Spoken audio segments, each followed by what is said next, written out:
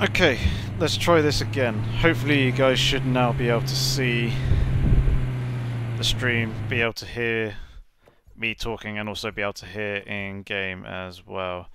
Let's move this out of the way for the moment, and let's move that down there. That I don't need. That's full. You guys can hear me okay? That's good. That's good, that's good, that's good, that's good. Right. Let's set that up and let's go. Let's actually do some driving for once, and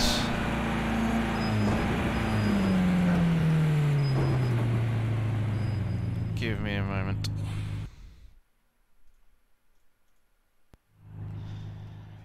I want to select the game option, so hopefully you guys should be able to now see the actual game and have something to actually watch rather than just, yeah, the overlay. And you will get there eventually. It's just, yeah, doing a really, really bad job. So I apologise for that, guys. Hopefully you should now be able to actually see what's going on, me driving around, and hear as well.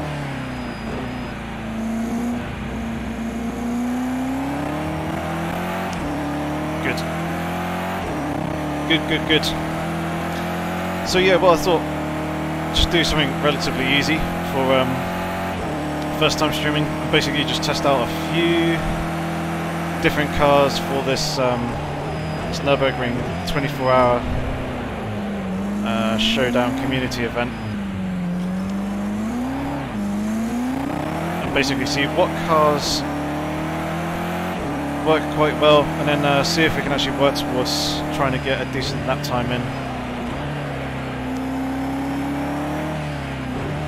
in the overall standings. Hopefully the actual audio levels are all good for you guys as well.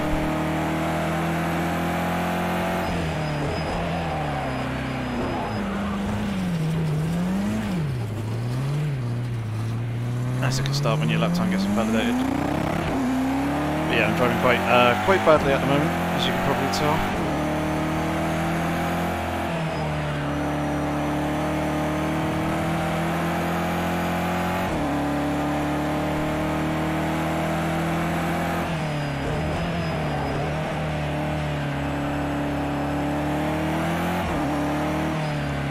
Car's audio volumes a tad loud.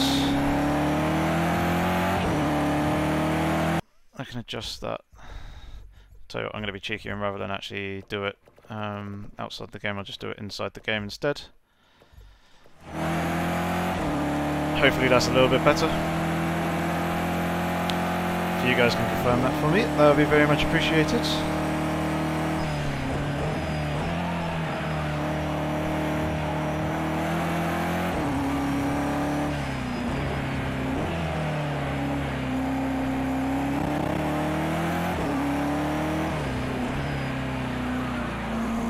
Currently getting a little bit of frame rate stutter on my end, but I know what's causing that, so bear with me one very quick second whilst I disable the preview, and things should now be a lot smoother. That is until obviously going almost half spin it.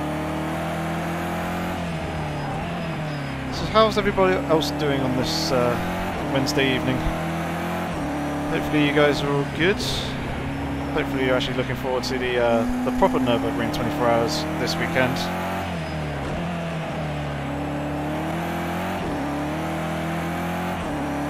And obviously we're doing this community event, obviously in light with the real world event. Whoa, Jesus, I wasn't quite expecting that much lift from the front.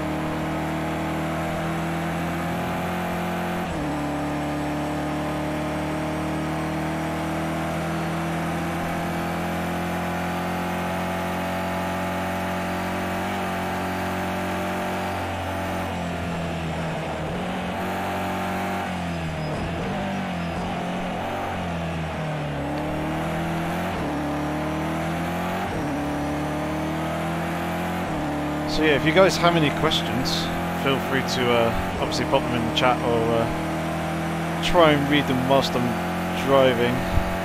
And yes, I am still working at Slightly Mad Studios.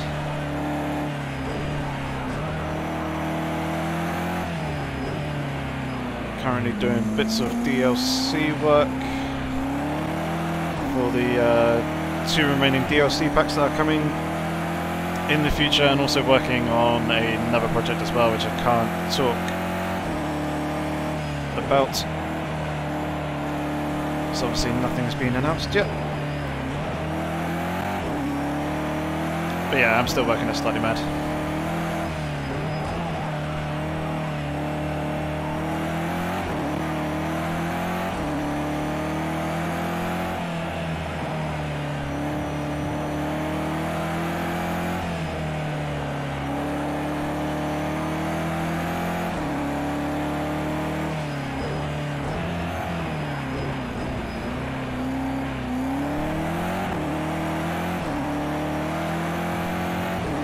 Trying to get my my hands and toes back in the game. So Nurburgring Project Cars 2 in a couple of weeks. So just trying to get back used to the handling and the feel. And iRobot asking about the 488 Pirelli tyre. Is that for the new 488 challenge? Or are you just talking about the tyres in general for the GT3 cars? So there were a couple of... I'm assuming that's for the challenge. Yeah, the challenge car, the tyres aren't quite as good as the GT3 tyres as far as I know.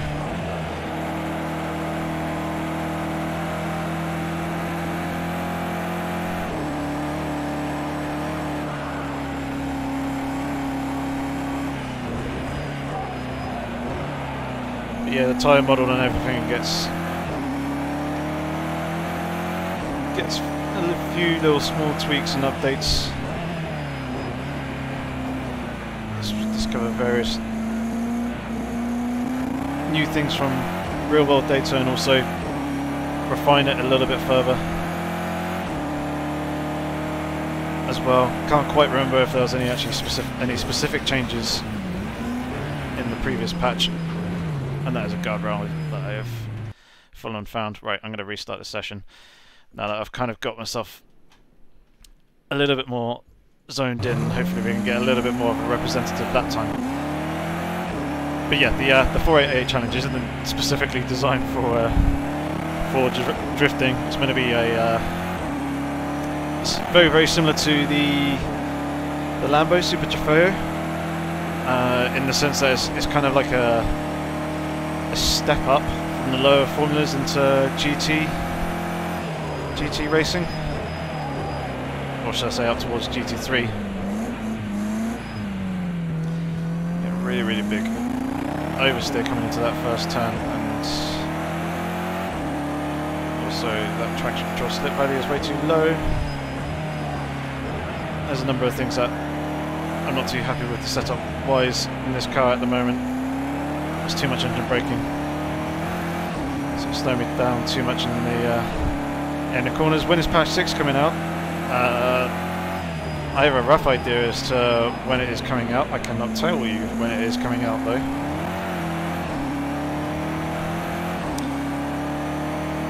I'm very much aware that I'm going to probably get asked all sorts of various developer related questions and things like that. Unfortunately, I'm not really going to be able to obviously talk about that sort of stuff until it does get announced publicly. I'm going to be keeping my cards very close to my chest and that sort of thing, so I don't get myself into trouble with the guys in the studio. So please avoid the pokey questions, because they probably will just go unanswered.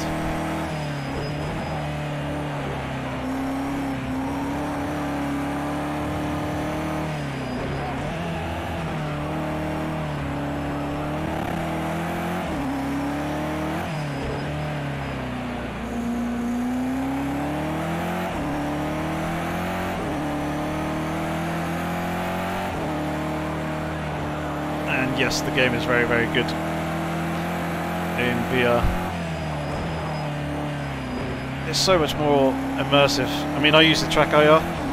I find it a bit more practical than using VR. I don't get motion sickness with it. I also get the nice sharp graphics of the usual 2D monitor screen, and it's a lot less shaky as well. But I can still obviously look around the cockpit, look at the mirrors and things like that. It works very, very nicely. The car that I'm in at the moment is the BMW M6 GT3. Oh god,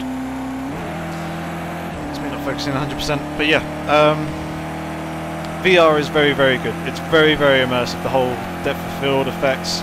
You get a much, much better sense of scale when using VR, but I don't think it's quite there in terms of resolution. Yet it's not enough personally for me to use it all the time. I mean, I certainly do enjoy using VR when I do try it out, but as I do suffer from motion sickness, I can't play in VR anywhere near as long as I can with a standard monitor, and obviously with the advantage of TrackIR as well. Having that, it's kind of near enough the same thing.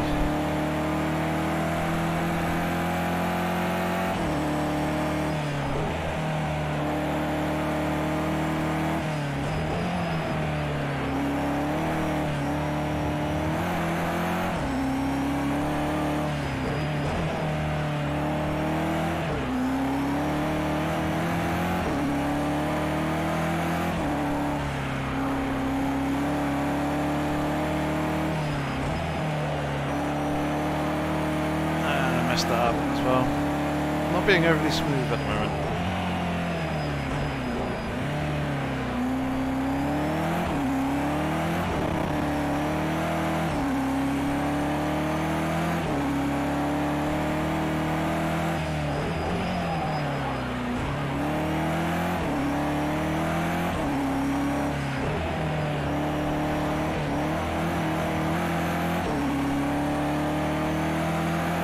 Thank you, Chase Cavalier.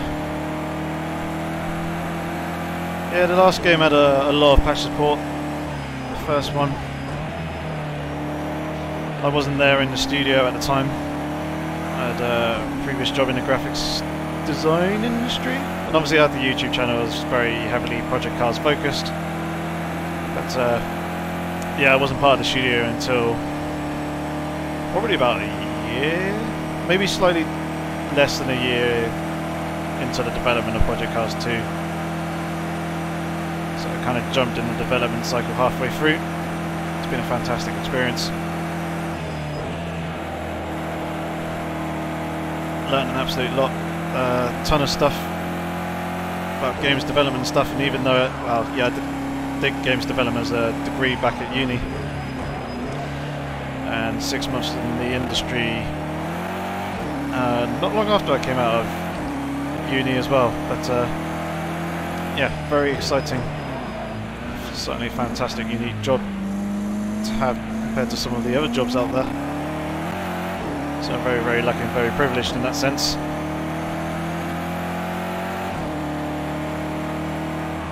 And I agree, Mad Hatter. I keep getting this corner so wrong. Yeah, that's what I mean in terms of the resolution. It's not quite sharp enough that you can see the pixels in VR and things like that, and it does make some of the distance objects quite blurry and hard to see and distinguish, which is a bit of a shame. Things very close to you look quite nice and crisp, and there's been a couple of things that we've put into Project Cars 2 in order to try and aid with that and help make things a lot sharper as well. But there is only so much that you can do with the current tech that we have in terms of the displays inside the VR headsets themselves. Hopefully the new Vive that is coming relatively soon with the new display inside will allow us to push things further and make things in the distance sharper, but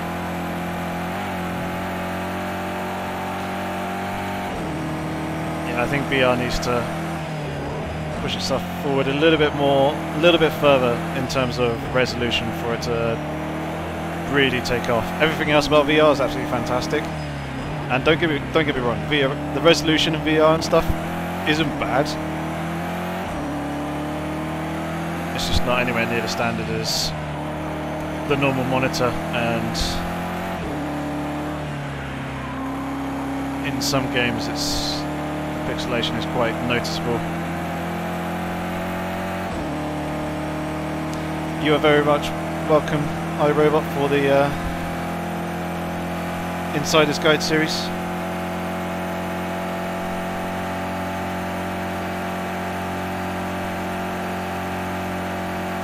Yeah, and Slowboat pretty much hit the nail on the head. The whole immersion factor of it is phenomenal. Like, even getting TrackIR was quite a big immersive leap. And it comes with a bunch of benefits, like much better situational awareness and the immersion factor as well. The VR, with the whole sense of scale and depth and everything, it does take it to a whole other level. And wow, you're 23 seconds off the pace at the moment.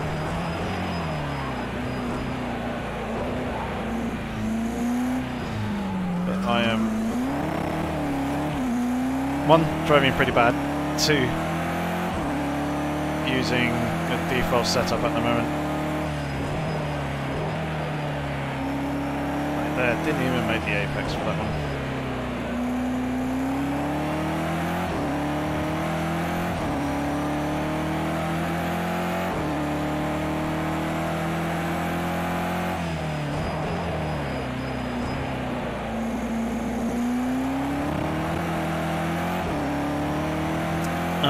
Are the vintage tyres in the game all the same across all cars, or era specific?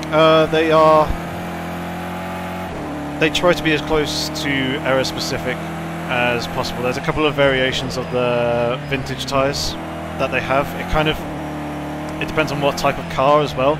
So, for example, the vintage GT tyres aren't the same as the vintage open wheeler tyres. So there are some differences there, and they do try to be as accurate as we can get them to what they actually feel like on the car in real life, and the similar sort of performance and handling characteristics of them. Obviously, tyre technology has come on leaps and bounds in the last, certainly in the last decade, compared to what they were way back when.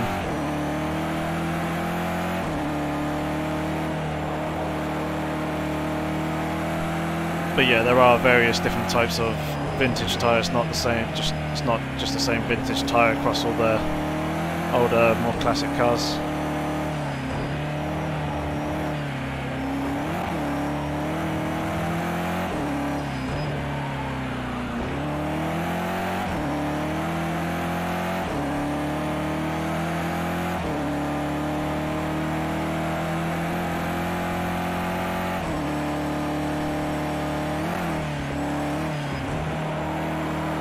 Yep, I agree with what you said there, Matt. It's, after a while of playing in VR, it does feel quite weird coming back to a 2D screen. Like you say, the screen feels absolutely tiny. But yeah, the TrackIR is a fantastic middle ground. The only downside of TrackIR, and this is something that I've been experiencing a lot more lately with it now that especially I've moved into an outdoor office. Basically got like almost like a log cabin in the back garden, because all the developers at Slightly Mad Studios, bar probably 10 or so people, actually work remotely from home.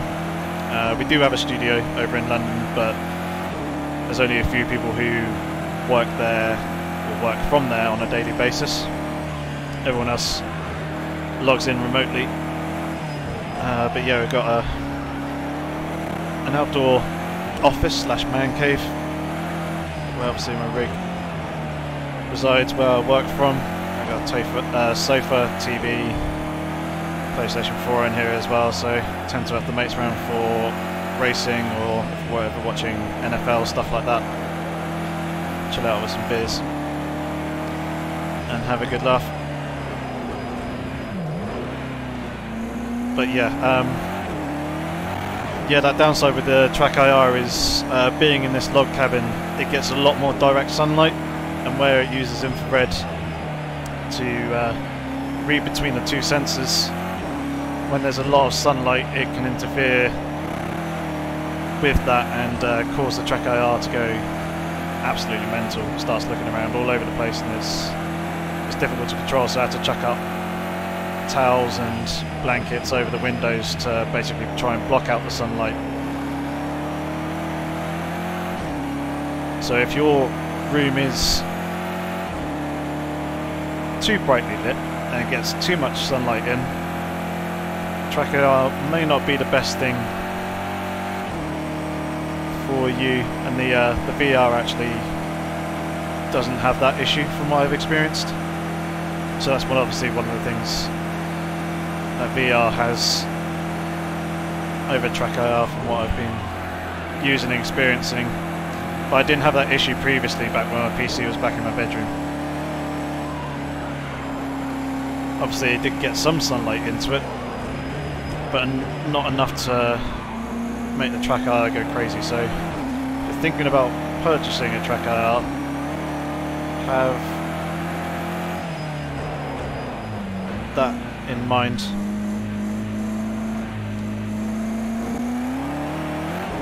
Struggling a bit there with the cursor.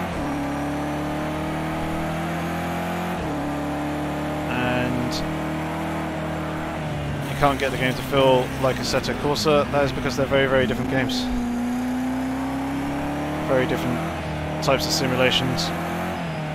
I mean, there's a couple of different racing sims that I play, and yeah, the differences between some of them is quite drastic. It does take a little bit of getting used to when jumping back and forth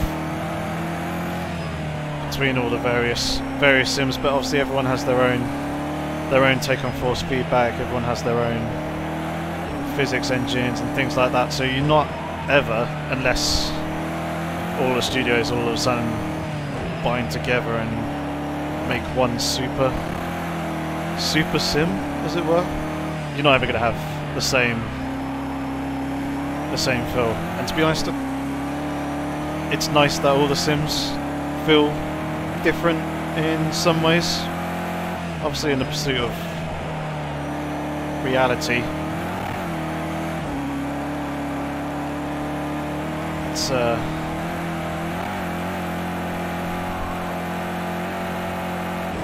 things are going to be,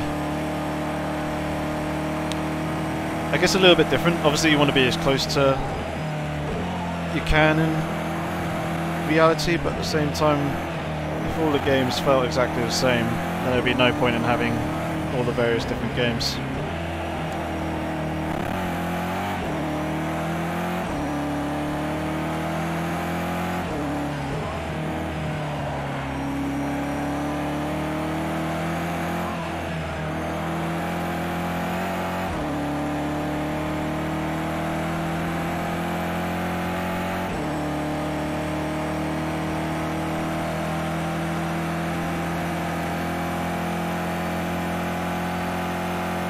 Whole bunch of different questions coming in. Some I can't really answer too much, so like Chase Cavalier, unfortunately I can't answer your question about patch 6 stuff. I can't talk about the content that's in it, or well, I might be able to, but I want to avoid talking about the content in it so that I don't get myself into trouble. I'm really struggling to put the power down in that corner. Manhunter, I saw your question about how much I need to turn my head to look at the passenger side mirror. So yeah, you can adjust the sensitivity, which you'll need to do depending on how far away from the monitor that you are actually sat. Obviously I've got it set to something that I'm very, very comfortable with now. But if I was to say, I'm just going to stop here on the side of the track, but if I was to say there, look at that mirror, I'm probably rotating my head probably about 10, maybe 15. Actually no, a little bit more. Probably about 15, maybe 20 degrees from the dead center of my monitor if I was looking forward. Looking over to the other side, it's again a little bit more, it's more about 30, 35, looking over in that direction. If I do that, that's as far as the TrackIR will allow me to turn the camera to one side, to basically look out the side window. And there is right on the limit of where it is. That's probably about 45 degrees of head rotation, equals that amount of actual rotation in terms of the camera. So it's not one-to-one, but yeah, you need to be able to turn your head, still be able to look at the monitor, and also the sensors do still need to read each other. So if I do that, I've now just, yeah, I'm blocking the sensor, and obviously it's not moving around. Right, let's restart this. Let's do a couple of changes and see if we can go a little bit quicker. And the model of TrackIR that I'm using is the TrackIR 5 with the Track Clip Pro. Let's try and remember off the top of my head. Let's put that down. Let's put this down as well. Let's go and drop that. I'm going to chuck one wing. Actually, no. Take the wing off and put that to the rear. And let's increase the camber angles a little bit. Drop that down. Drop that down. That'll do a click. You guys are probably looking at this. It's like, how does he know how to change so much stuff? I've been driving the car an absolute ton with league races, so I kind of know what the car likes in terms of its, well, my own personal preference as to how I like the car to feel and behave. The dampers I need to get UC suspension calculator out for. Oh yeah, I dropped that a little bit as well. Everything else I think will be okay, although I didn't look at the tyre pressures earlier, so I'm a little bit lost as to what to do there, but we should be alright.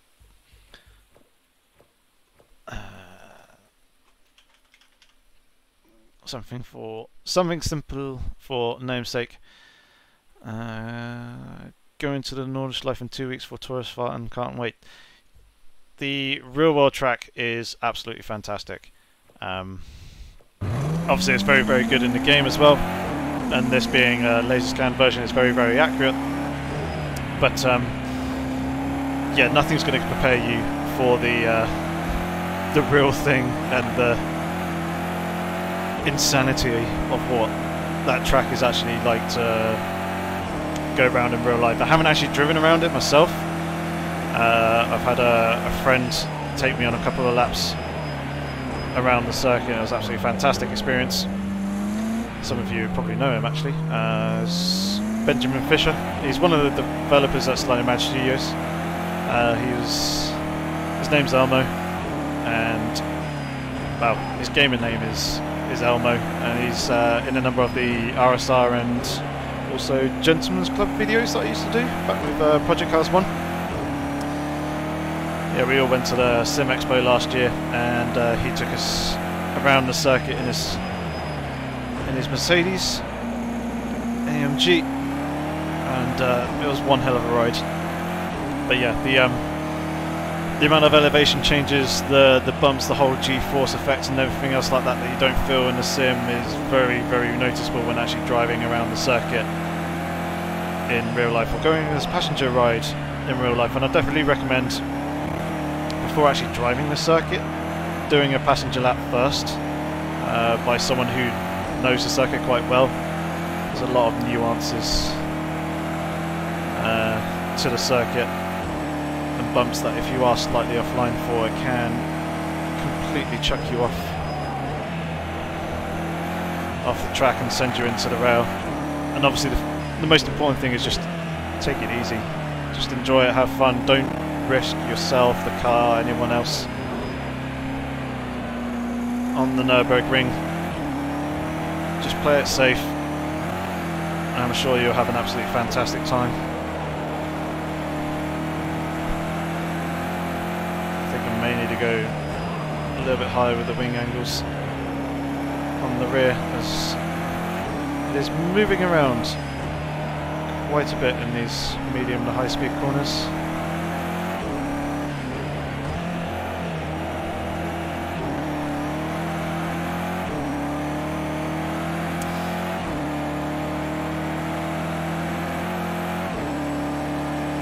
Favourite racing series to watch?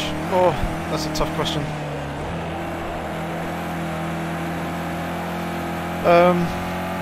Obviously watch a lot of Formula 1, been to a couple of Formula 1 races, watched WEC an awful lot, although I didn't watch as many of the races last year as I would have liked to have done, but I've been to a couple of the races, Le Mans, been to the 6 Hours of Silverstone. We do that annually, or pretty much every year, and have done so for the last 3-4 years. I prefer WEC to F1, certainly more interesting, more overtakes, and much better sounding cars. I watched Blancpain GT3 a lot, tried to watch all the races there. That's a really good series to watch, and in the last year or so I've really gotten into the IMSA series as well. That's really good. It's probably, this year, it's probably been my favourite series to watch so far is IMSA. Just the whole MP2 and DPI categories that they've got going is awesome in terms of the variety and stuff like that. I kind of wish they had those types of LMP2 cars in WEC. Really mix up the racing a bit more there. And then obviously the whole GTLM, and seeing the difference between those and the GT3 cars as well, and how much quicker they are.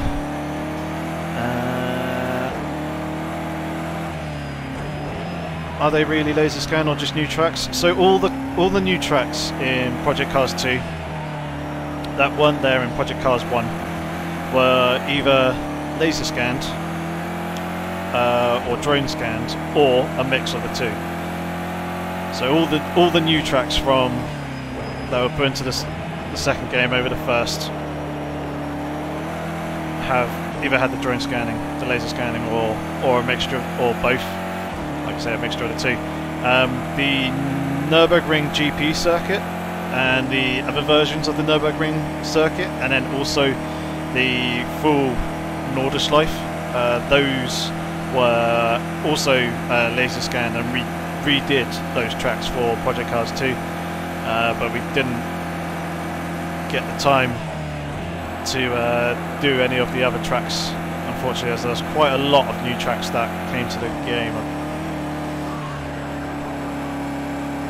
So a lot of the time, development work from the track artists and the track teams were put into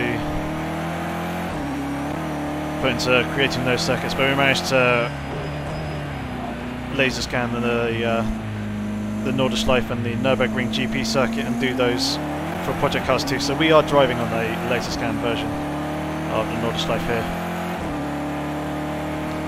which is very cool. There we go, actually managed to get around that corner that time.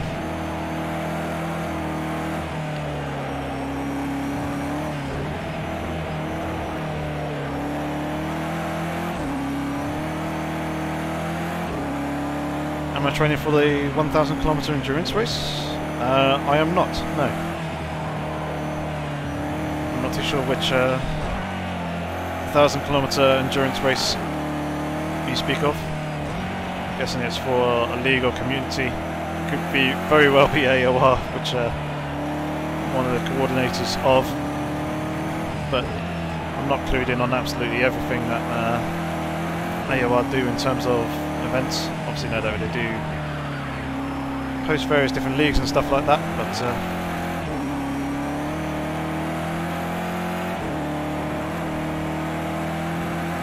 yeah, I don't really check out social events all that much. But now that the actual league season is finished, I shall probably start to actually looking at those.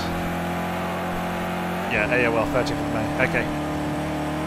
No, I'm not training for that. I'm merely just doing the community event for funsies. I was hoping to try out a couple of different cars tonight, see which one can get us near the top, and then possibly tomorrow, providing the live stream continues to work fine from here on out. We'll do another live stream tomorrow. Actually focus on tuning the car quite heavily and seeing if we can get near those top times with Puff Pirate and Cluck, as they are there at the top. And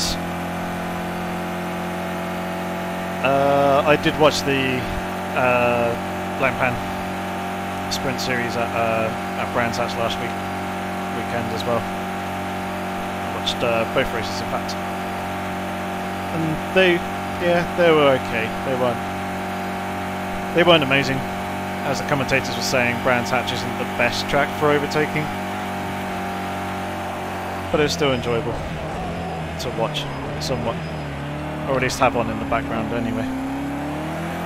That was quite a big slide, trying to ride that curb. Any subscriber lobby today? Probably not today, unfortunately. I'll just be doing these community events. Obviously, this is more just kind of a test for myself, the PC and internet, and making sure that live streaming actually works properly and is a feasible thing to do in the future. Once I'm happy with actually got all the settings and comfortable with live streaming and things like that, we'll certainly do some subscriber lobbies and things like that, very similar to what Gaming Muscle does. So start doing those in the future as well. But for the moment, certainly today, and then possibly tomorrow as well. I was more just looking to give this whole live streaming thing a go, interact with you guys, try and answer as many questions as I can and get to know you guys a little bit better, because obviously I do the videos and everything for the tutorials and entertainment for you guys and help you guys out, but I don't really get to actually interact with you guys and get to know you all that much, apart from obviously those who put comments and questions in the comment section below. But it's nice to talk a little bit more immediate and do something a little bit lighter rather than the Insider's Guide videos, which is the channel is mainly focusing on at the moment.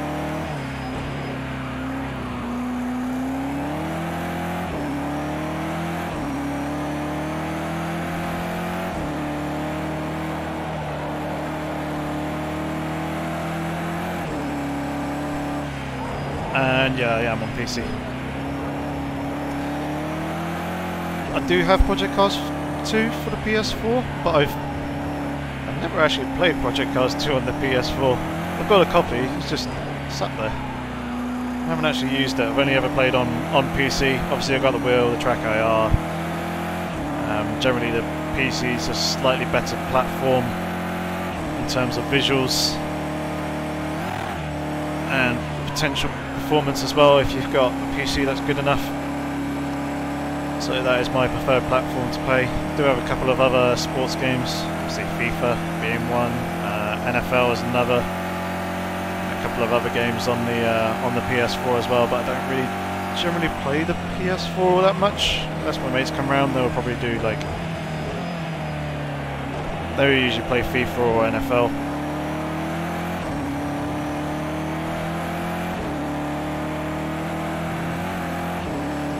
And it is Vernux at the moment.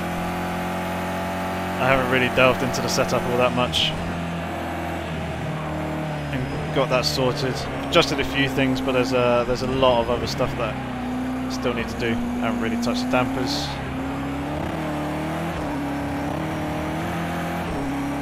Obviously I haven't optimised ride heights and the springs and the downforce levels and things like that. Just kind of more went with the approach, let's do this and see how that works out. Which is usually how the testing goes when you are certainly learning. It's the best way, it's just trial and error. Gives you the greater understanding of what your changes are doing. Almost had that. Didn't quite. Let's have a look at these tyre pressures. Okay, interesting, right. Let's make a couple of very quick last changes, give it another go, and then we'll probably try and actually hop into another car.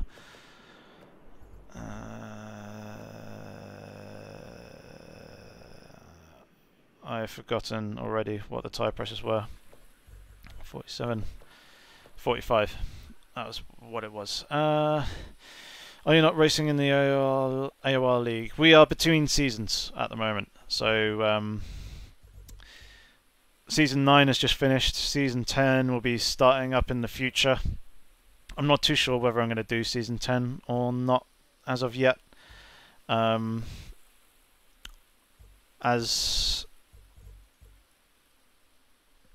I've now actually got decent internet and things like that, I'm actually quite tempted to do Season 10. Initially I wasn't going to, but I might actually give it a go.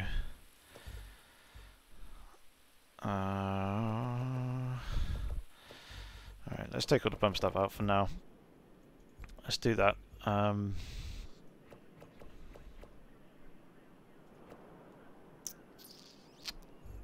Yep, it was about there from what I remember.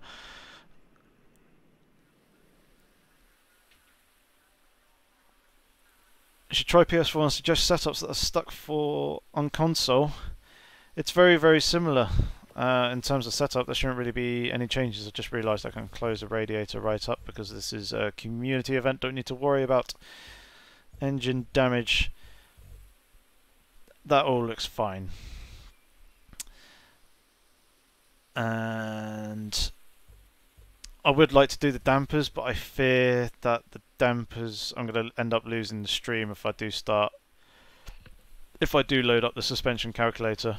21,500 was the default, wasn't it? Right, I've just thought of something that I can do in order to double check dampers and get them over on this setup. So bear with me a quick moment. And everyone's like, oh, all the setups. Dampers 17,500, 2,600, 8,500. 0. Actually, I'm just going to take this setup and apply what we need here to this one and just go with that. So 45, that was all fine, that was all fine. Those we can close up a lot more. That's fine. That's fine. That's about what we had. That looks good. That all looks good. Let's take all the bump stop out for now. See how that feels. That looks fine. That we can drop to 0. That doesn't matter. That looks good to me. Right. Save to new slot. test 3. Catch you later, Verdox. Thanks for tuning in. And Brandon Wilson, yeah, on the official forums, if you go to the official Project Cars 2 forums, and then in the car setup help section, there's a sticky post called UC suspension calculator.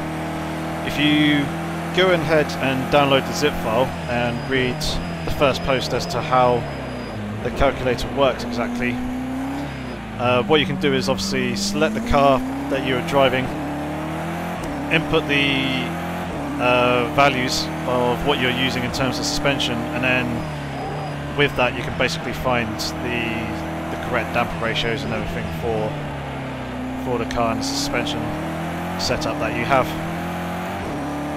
And it just helps to tune the setup a little bit more accurately and a little bit more reliably.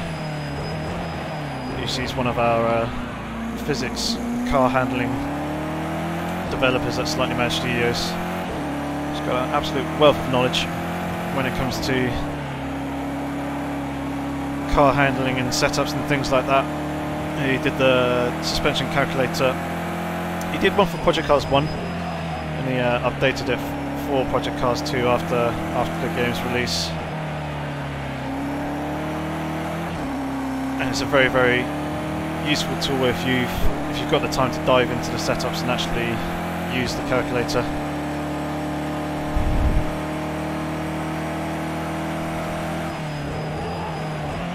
But the setup that I've basically jumped on now is one of the setups that I used at Bathurst in the last AOR race that I did.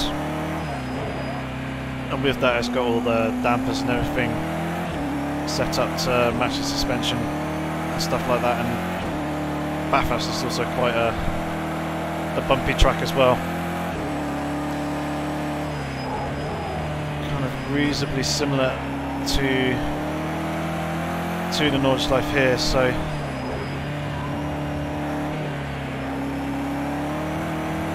I'm hoping that's going to translate reasonably well. At the moment we're about the second half up on our previous fastest lap time.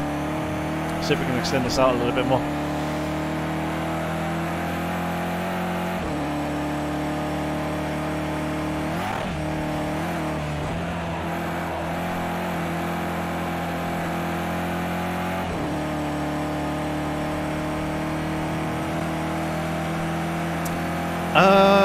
I shall certainly put links in the description, yes. Actually, if you go back to the last Insider's Guide episode that I did, the wet setup one, in there is 2 links. One to Casey's post on target tyre pressures, the other one is the link to UC suspension calculator. So you can find those there. I won't put the links in the description now, because I'm worried that the live stream may bugger up if I alt-tab out of the game. But certainly once the stream is actually finished and the VOD gets created from the live stream, we'll go ahead and put the live stream, not the live stream links, the links to the suspension calculator in there. And yes, the oil temperature is going up because I've closed the radiator right down to 100%, but that should be fine. My engine should not blow up from that, I hope. At least I know it won't in time trial. I can't quite remember off the top of my head whether that is the case for community events.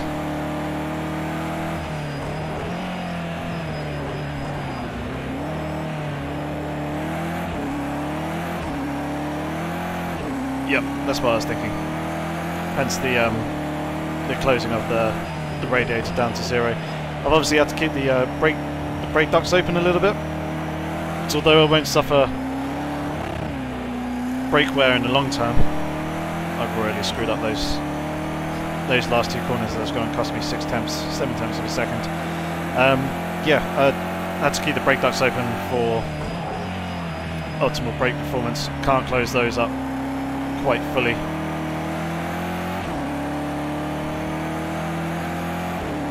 Any favourite car and track combos in the game? Quite a few. The Formula Renault 3.5 around Silverstone in the wet. That's good fun. The back mono's pretty good on a number of circuits. Absolutely love the Renault Clio Cup car.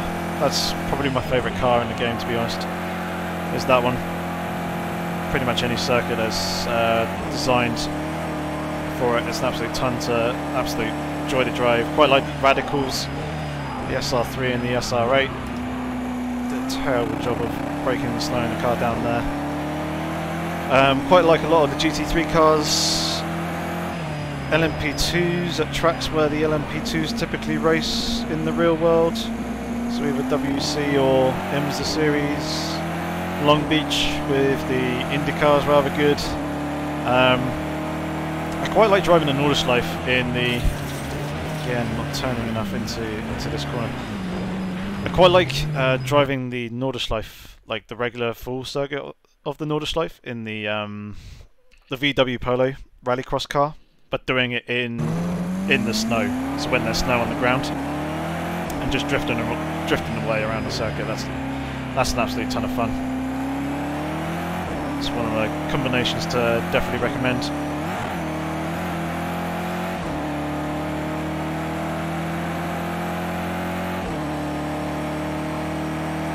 Yep, the Formula C is a very good fun car. So are those Ginetta GT5s. They are an absolute blast as well. Ah, are you kidding me? And again, I do think I cut the inside of the corner. Right, we'll give this one last shot, and then we'll try another car.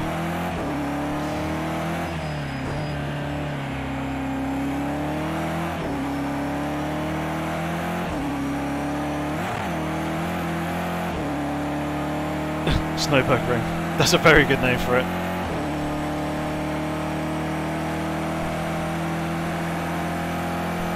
And that's fine, you can correct me on my terrible pronunciation of track names. Like Nordschleife, not Nordischleife. Hopefully that's better.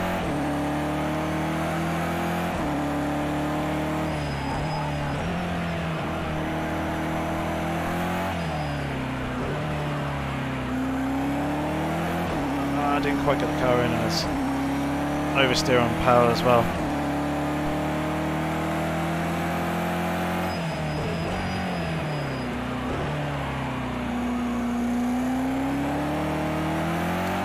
SMS still working on patches for DLC, patches and DLC for Project Cars 2.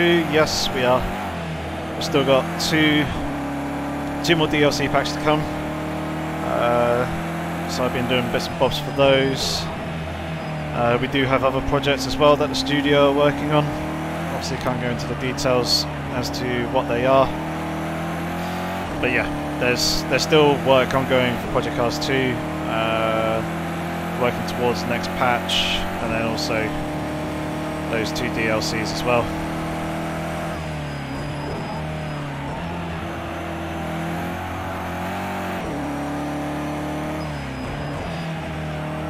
Recording AOR races? Yep. I've recorded every race that I've done. I just haven't found the time to actually get round to editing, doing commentary for them, and then putting them out on the channel. Now that I've actually got very good internet with decent upload speeds, I'll certainly take a bit more. I'll put a bit more effort into actually getting round to sorting those videos and putting them up. About now 2 full seasons behind. It's competed in season 8 and season 9. And I haven't done any of the videos for either of them, even though I have got them all recorded and they are sat there on the hard drive. So hopefully I can get around to doing those at some point, and then and getting them out on the channel, because I know a lot of people really enjoyed watching those videos back in Project Cars 1. And obviously at the moment it's only really just the Insider's Guide tutorial series that I have going on the channel at the moment. So it'd be nice to get some other content up there, some more less tutorial focused stuff and more entertainment focused.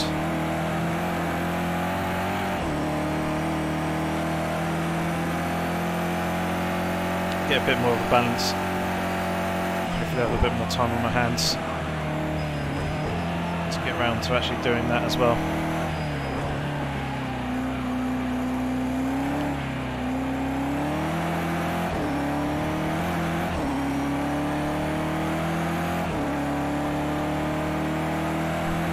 Cool.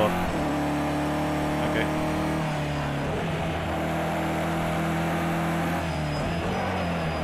And I know why that's happening.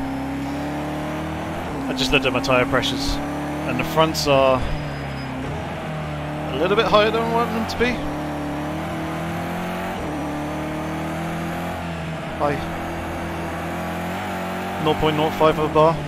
The rears are well off.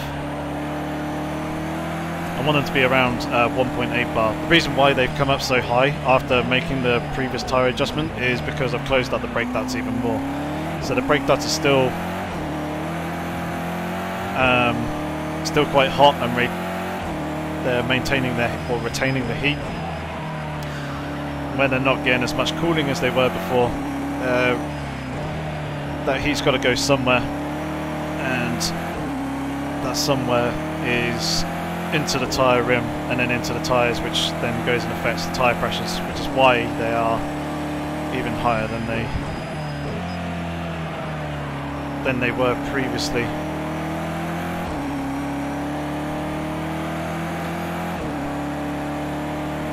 But I'll continue on with this lap anyway. See where we are with this lap, and then pick another car and then kind of compare it to the M6 here to see which one can get me closest to the top. I know Cluck did his time in the 488 GT3. I want to try and avoid using the Ferrari if I can. Not really too much of a fan of driving that car.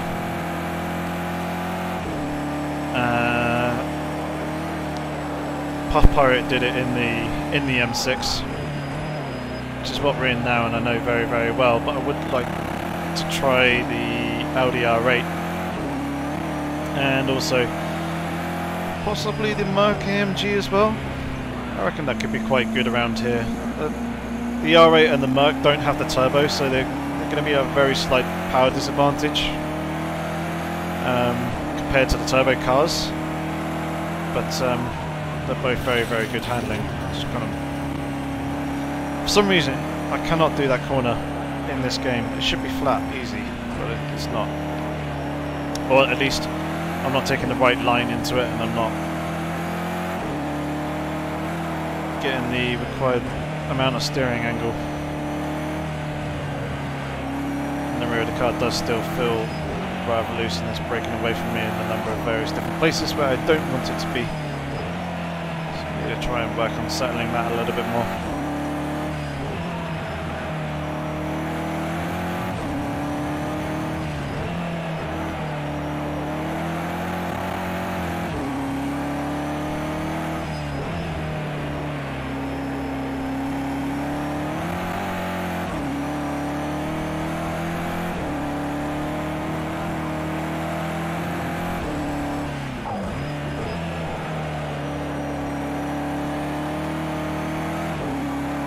Just give me 1 second, Tori. I'm midway through reading your question as I'm driving around. I've fluffed that up even more. What do I think of the Formula 8 cars and Project Cars 2? I think they're strangely oversteery in middle speed corners. On the default setup, probably yes. You should be able to settle them a little bit more. I tend to find in a lot of cars in Project Cars 2 the engine braking is too high for my personal taste. It may be fine for some of us, but generally going with a higher value, which decreases the engine braking effect, generally tends to settle the rear of the cars fair bit more.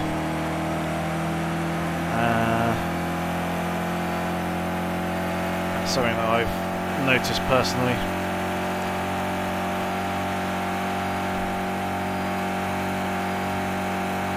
But they're certainly better than the first game. I do think they could possibly have a little bit more work.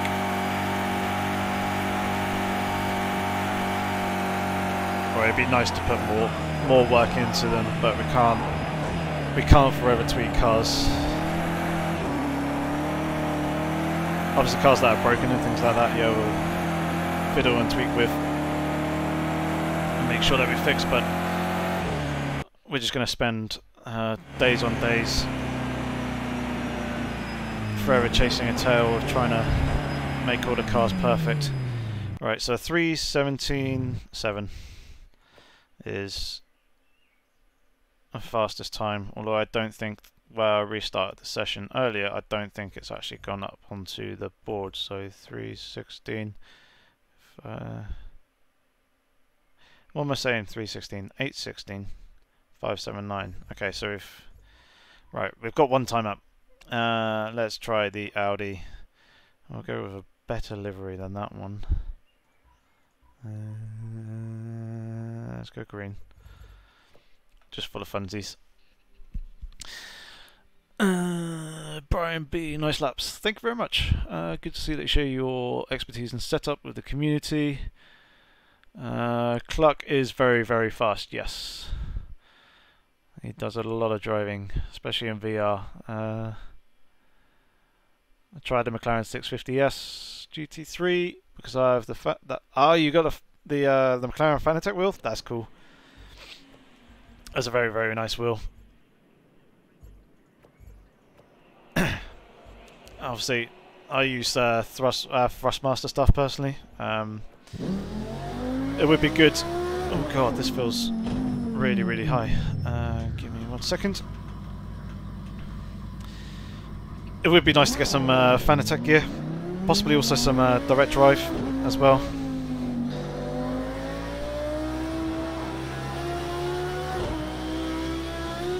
But yeah, I'm quite jealous that you have that the McLaren wheel. As for the actual 650S itself, I'm not too much of a fan of the car. It feels really, really bouncy. I just don't get on with the handling with it. Ooh. I tend to struggle a little bit with some mid and rear engine cars. Like, I don't really like the Porsche personally. It just doesn't really suit my driving style, which is why I tend to lean towards the M6 and use that an awful lot, because yeah, I just prefer the way that it feels. And now obviously trying the Audi R8, which is mid-engined as well. And as you can probably tell when we went into the setup menu, I don't actually have any setups for this car. But I have a test setup, but that's going to be from a long, long time ago. I haven't actually driven this car in a long, long time. So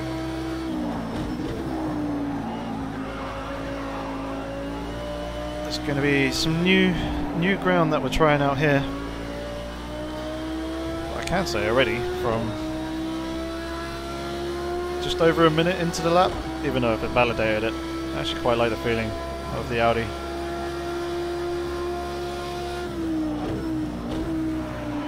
And yes, the Audi does sound absolutely fantastic. Obviously without the turbo, it produces a hell of a lot more noise than a turbo car does. A nice growly, waily V10. Sounds very, very good in real life as well.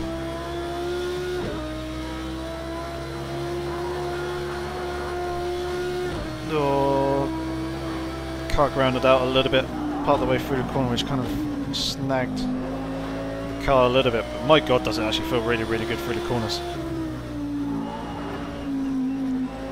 It's so well balanced.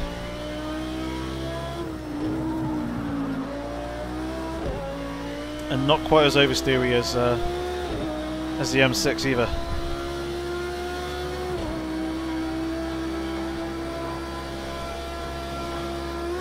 Will I be competing in Season 10 AOR? Maybe. I don't know. Initially I probably wasn't going to, but now that I actually have good internet, I'm kind of reconsidering it. I may actually do it in the end. And yeah.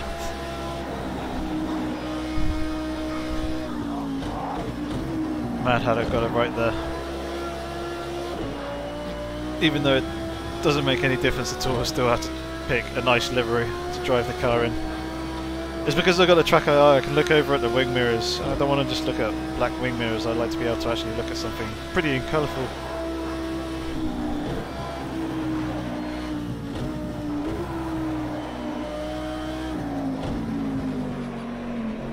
Turn in.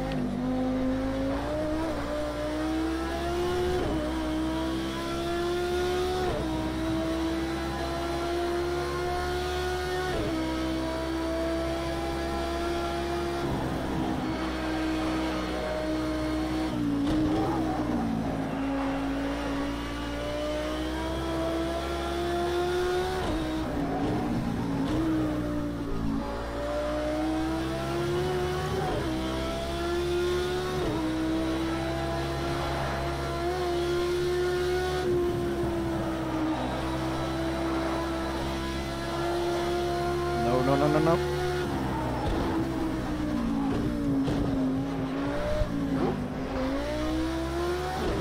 Yeah, there's a bit more engine braking than I'd like on this car, so it's rotating and slowing down and rotating into the corners more than I'd like it to. I like to coast and flow through them a little bit better. Just float the car through. That turn, that.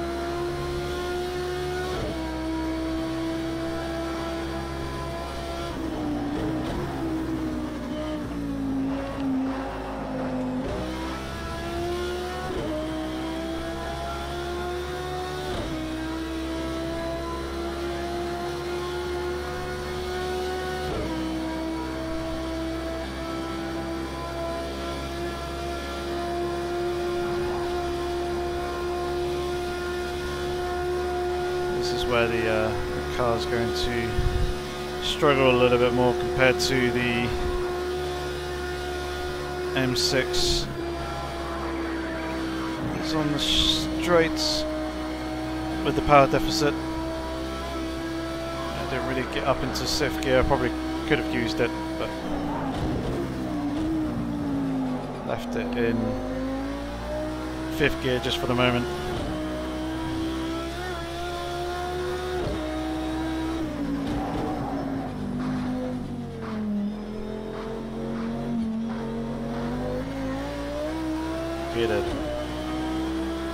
The car actually grounding out. Oh god! It's the official Project Cars YouTube channel. Is inside the live stream in the chat. I'm going to assume that it's Nathan who's behind that. Hello to you, sir, if it is. And yeah, it's very cool to actually finally be streaming. Over that curb.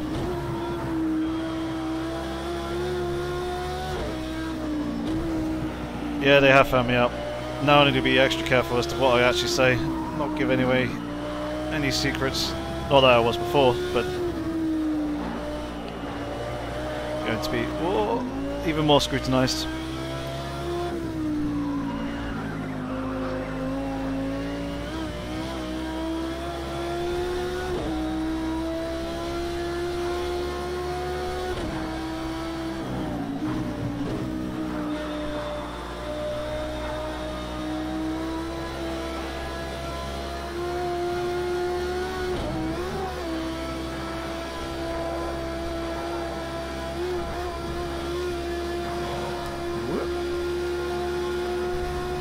Catching the cars rather awkwardly. Various places. I think I need a little bit more rear wing for some of these high-speed corners.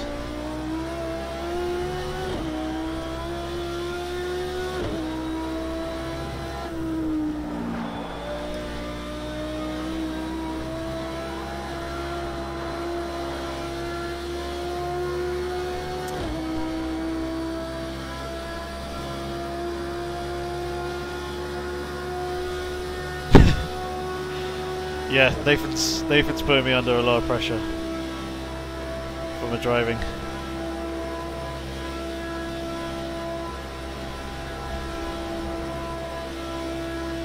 Yeah, so this is quite slow in the straight compared to the M6. By this point we're already doing 271 kilometers an hour, barely reaching 260.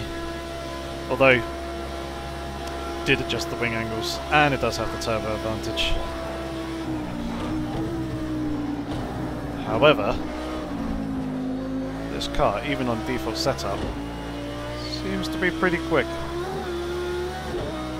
Certainly a lot faster than the M6 was on default setup.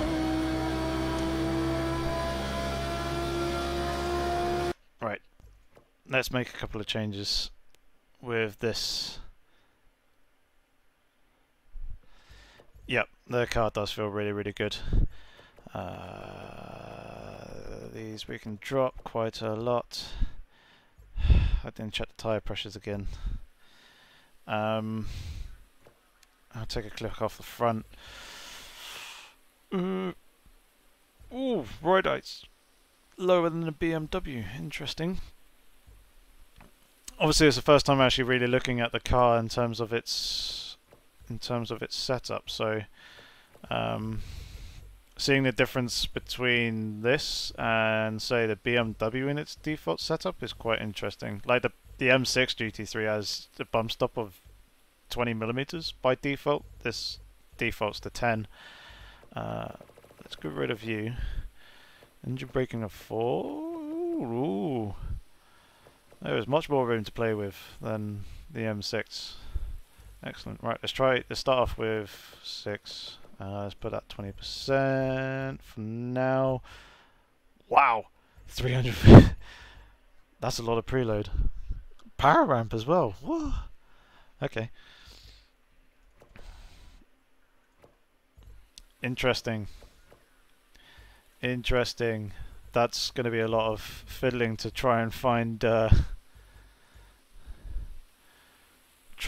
what works and what doesn't. The car feels quite good over the bumps and things like that. It does feel pretty solid. It's just making it a little bit quicker in various places. I'm just trying to think the best ways to extract some of that speed. Oh, that's the maximum camber angle. It is 3.5 on the rear. Interesting. Okay, you learn a lot. What will be 31 degrees C? I don't think we'll be able to use a soft slick. I think we'll just end up burning through them. Let's give it a quick go, just for the shits and giggles, as they say. Very useful setup name, as it was, or as it were. Alright, let's see what we can do with this.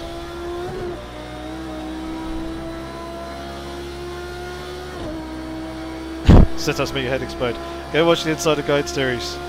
Shamelessly plugging myself, but we went through all the setup screens, talked through all the various different setups, various different things that you can adjust, what they do, what direction to go in if you want certain types of handling cars.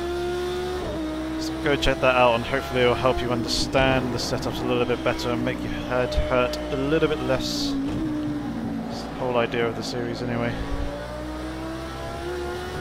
Ow! It's my own fault for running too wide.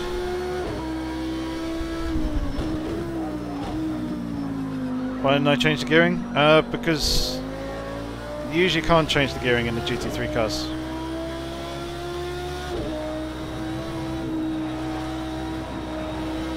Which is why I didn't even look and bother changing it. They're all pretty much fixed for balance of performance reasons. The car feels a bit more flowy through the corners and bleeding off less speed. Whoa!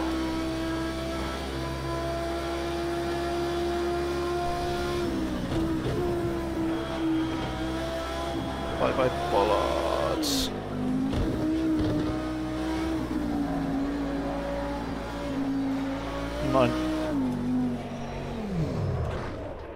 I was going to say, I'm not entirely sure how I saved that earlier. And I went and messed it up there. Alright. We'll start again.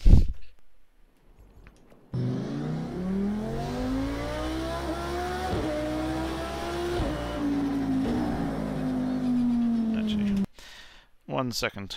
Excuse me just for a moment.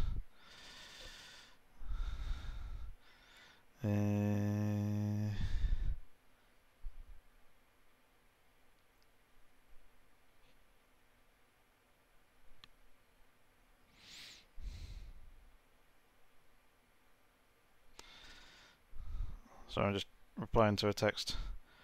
Someone. And then I'll get back to it in just a second, which is probably why you're staring at the crutch of the driver. I'm very much aware of that.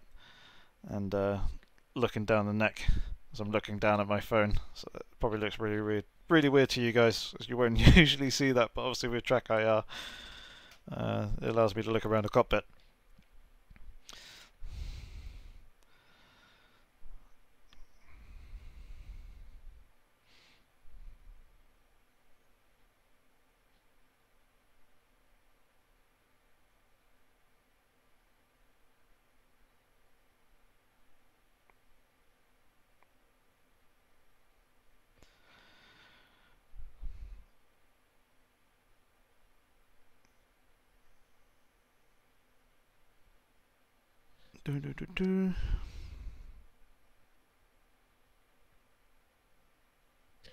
Okay. Right, let's go again.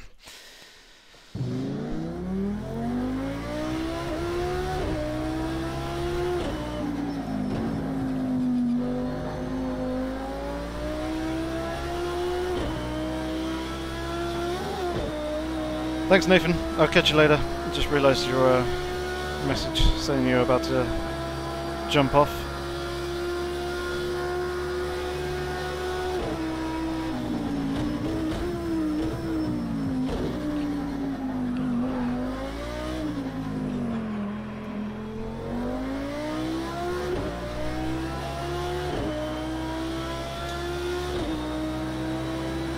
Certainly noticing some of the differences between the baseline and the changes that I've made, mainly coming from the engine braking and after the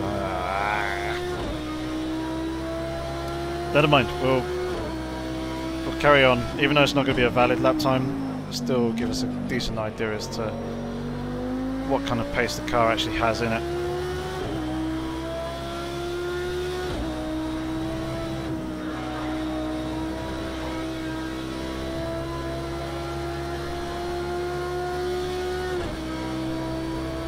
I quite like Ian singing. What's wrong with Ian singing? Oh God.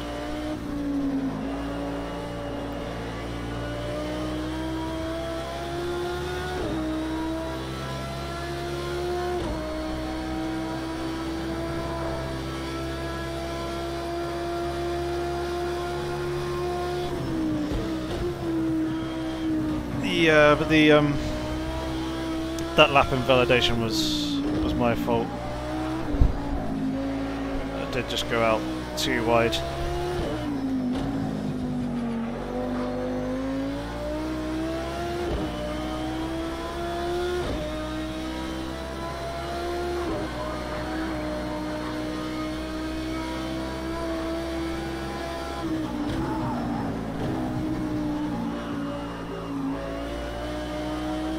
That's so much more fluent through the corners, just how I like it. It's not trying to bleed off more speed than I want it to. It's probably a tiny little bit more than I want it to be doing in terms of the engine braking, but it's a lot better than it was before.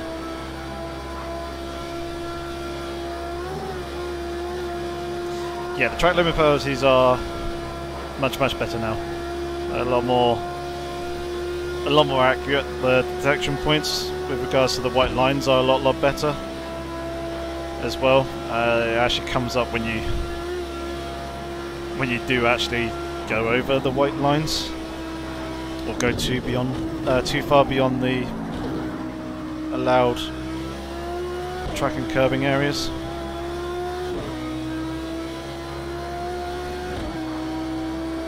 Whoop.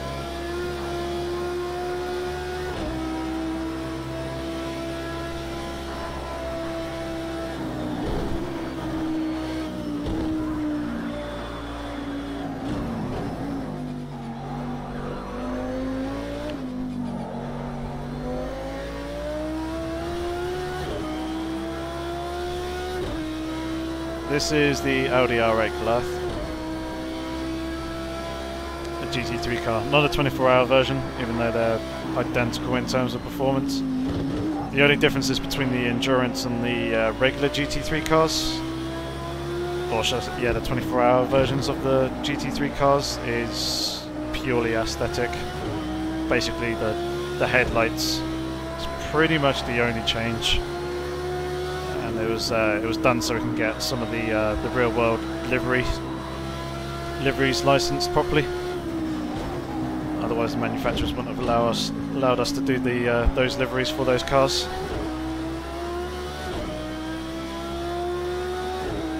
But there's no difference in terms of performance, in terms of the setups or anything else like that. They handle exactly the same as their regular counterpart.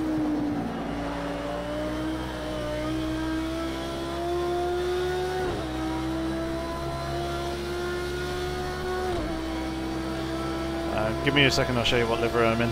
Unless you're talking about what liveries they were licensing. And in that case, all the ones that you see, well, at least all the real world liveries, there's too many to mention, but yeah, this WRT Audi is the one that we are running with, the one with the green highlights.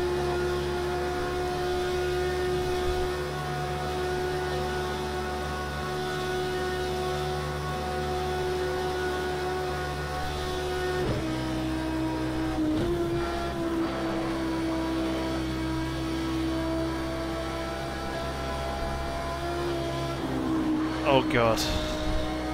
Oh god, oh god, I just need these in the chat. Neither of them are coming to Le Mans. Both said no. God damn you both. Now look what you made me do. Pure rage and frustration. But hello Squiz and Jason. Nice to see you guys.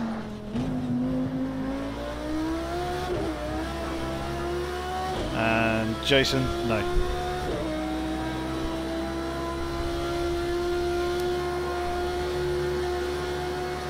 There shall be no Assetto Corsa. I haven't actually played Assetto Corsa in over a year and a half.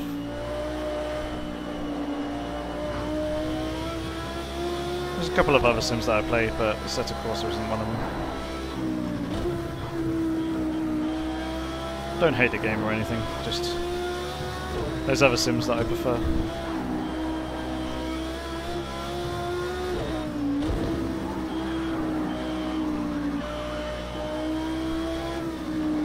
You can say all you want, a good one, mate.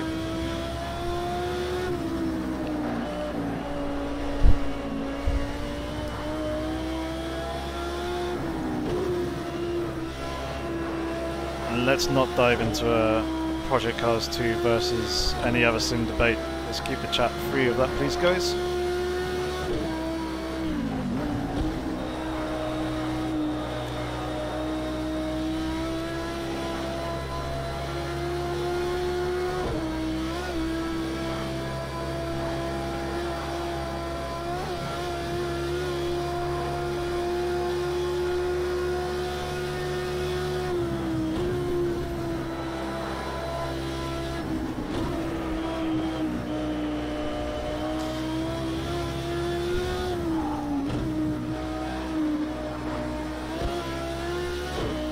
That's very true, Mad Hatter. Although I'm used to people like popping up in Discord or TeamSpeak or something like that and talking, which I'm fine with. I can talk and drive at the same time. Reading chat and driving at the same time is something that's new to me and obviously trying to get used to.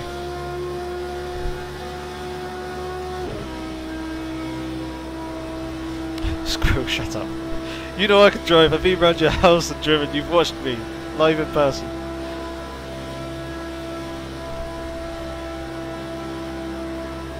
And yeah, the oil temp is very, very hot.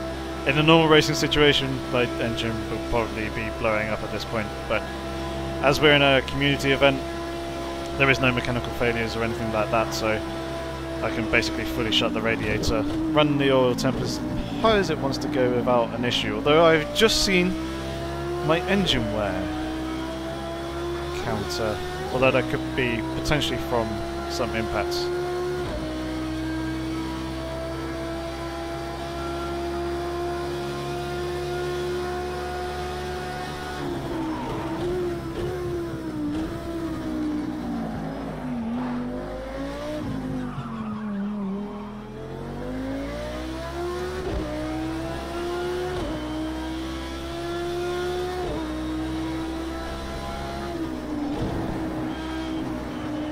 But it could also be from the engine overheating too. But it shouldn't go pop. And that time, didn't get a cut track validation.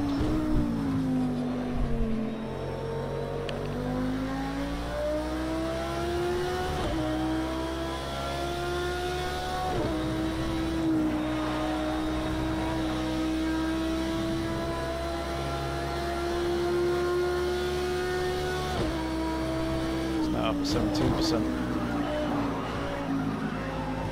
And there we go, there's the invalidation.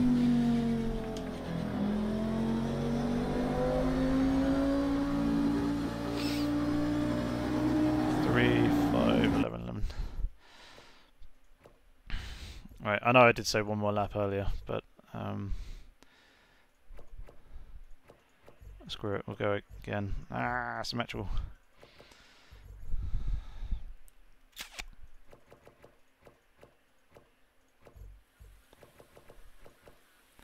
Right, that's all fine. Let's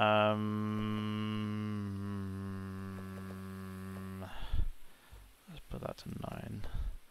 Let's open that just a tiny little bit for now, so we get slightly less engine damage.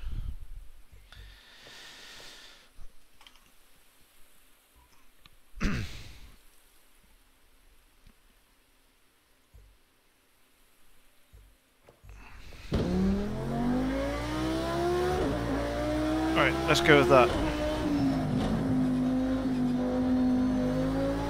Hopefully the tyre pressures will be a little bit better. Although they look to start off quite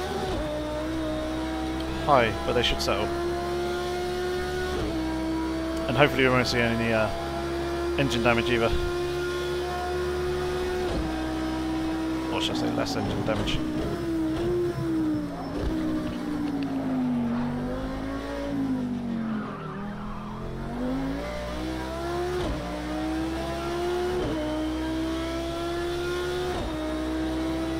It will be the oil temperature that's causing it, unless the hit with the wall caused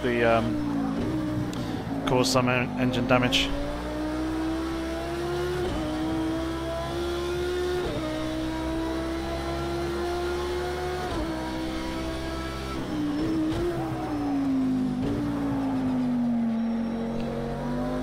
Yeah, if you've got mechanical failures on and you go above 110 degrees pit, basically.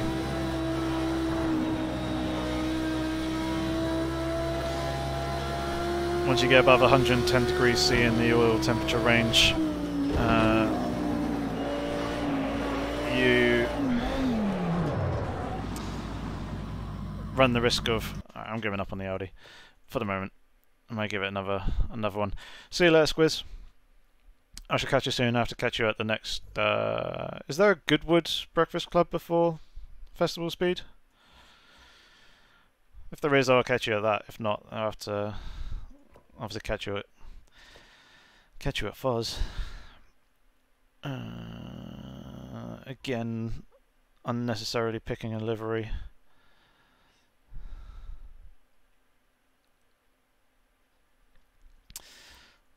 Trying to choose between these two Black Falcon ones.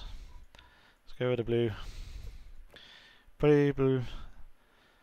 1st of June. Cool. Yeah, shall hopefully see you at that next Breakfast Club then. I should hopefully be able to make that one. I don't have anything planned at the moment, so I should catch you then, Squiz. What do I think of the Lambo?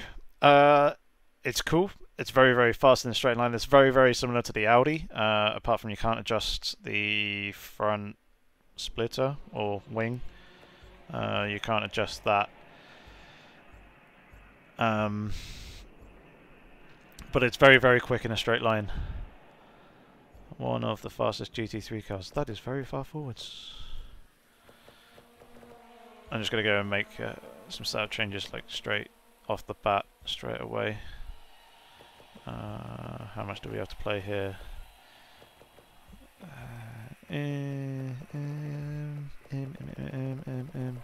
16 clicks. Okay. Let's go 8.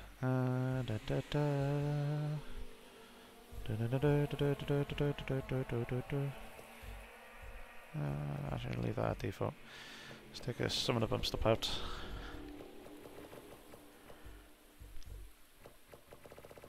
Done. Let's go 9. Screw it, let's close that up again.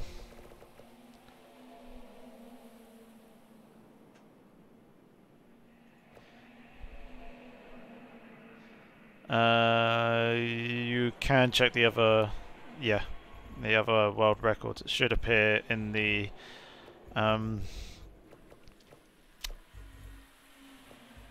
lap timing board. It'll be down in the bottom left hand side when I actually start driving. Let's call it stable 1 for now. Yep, so the world record at the moment is the 804.220, which is set by Cluck.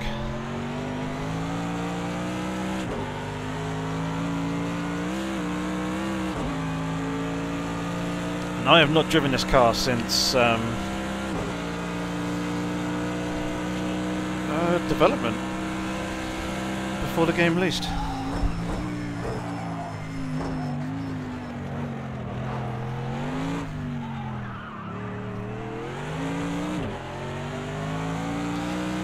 But it got quite a nice buff in the last patch 5, so which is why I'm giving the car a go. So it's now actually meant to be rather quite good. Obviously it's a non-turbo car again, so similar to the Audi was. It's probably not going to be so great on the straights, but we'll see if we can make it work in the corners.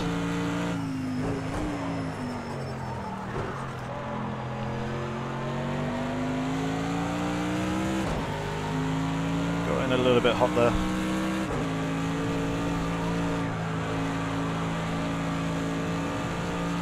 It does feel rather nice and stable.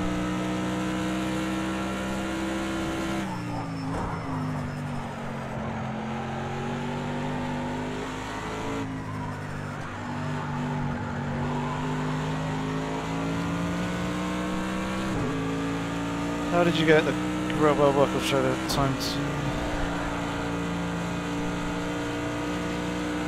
Okay, so Cribomaniac, what's happening there is the leaderboards aren't divided by class, they're divided by discipline. So you've got GT, prototype, open wheeler, rallycross, touring cars, road and track, and then karts.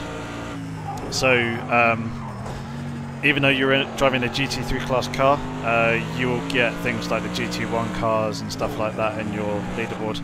Unfortunately,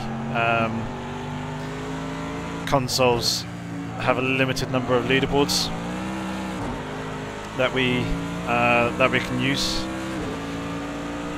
So that is the reason why the leaderboards have been divided up in the way that they have, due to the number of basically tracks that we have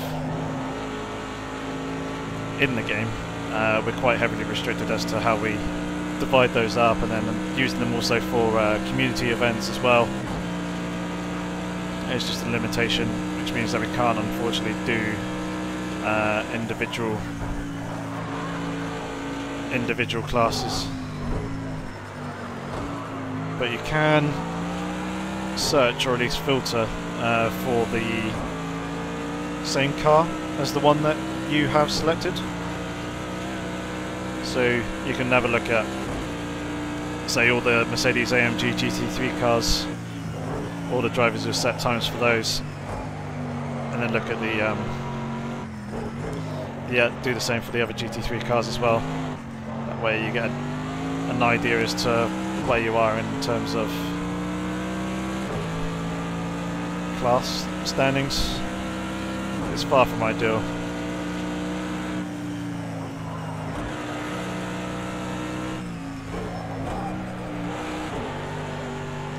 One too many gears shifted down there. This car feels really stable, like really nice.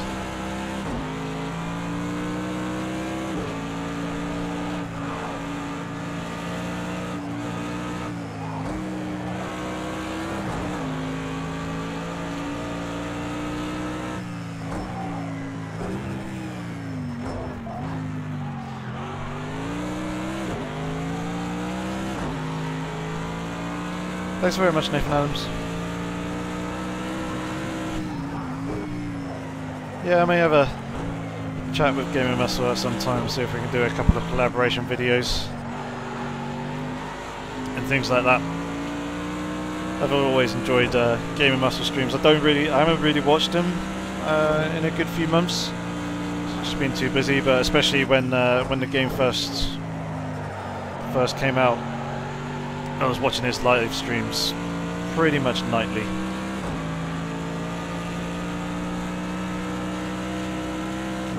See you later, Mad Hatter. Thank you very much for tuning in. Hopefully I'll catch you again in the next one, but keep safe, mate, and enjoy your driving.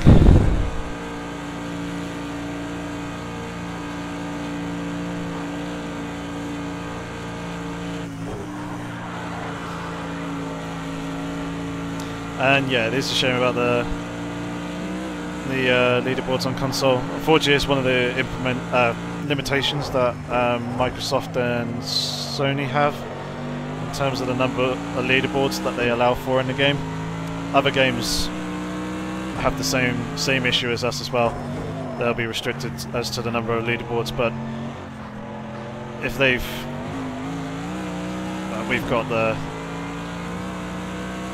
most number of tracks of any console racing game. So yeah, because there are so many tracks, we're quite heavily restricted as to how we divide all our leaderboards up in terms of classes and stuff like that. Other games may have been able to work and come up with a better system that's a bit more class specific when it comes to their leaderboards with the number of tracks that they run, but it's probably the biggest downside to the number of tracks that in the game that we have.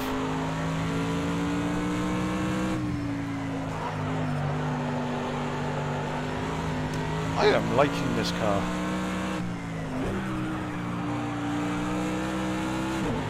It just feels so smooth.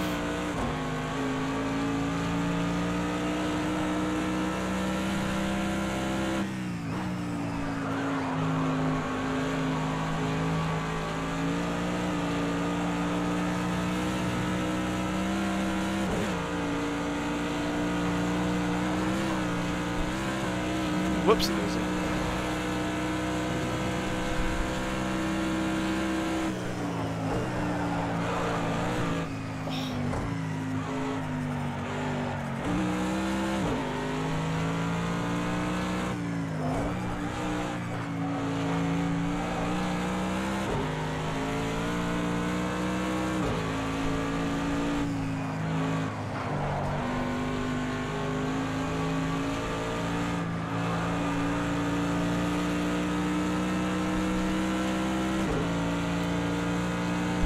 Thank you, Francos. I believe that's how you say your name. I'm very, very sorry if I have got it wrong.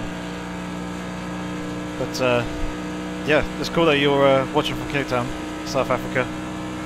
One of the game directors is from South Africa, I believe Cape Town as well.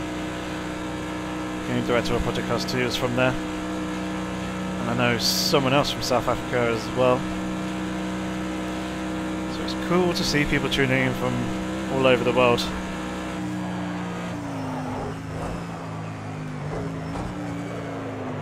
And I know Groby. I got it very wrong.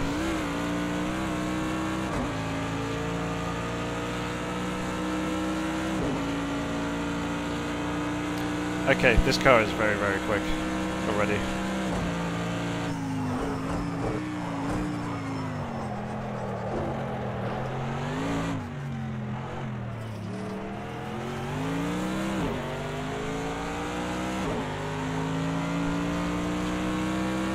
Yeah, there's a tiny bit of engine damage, but that's not really going to do much here in this instance, so it's not going to affect me when it's that low at the moment, so that's quite good.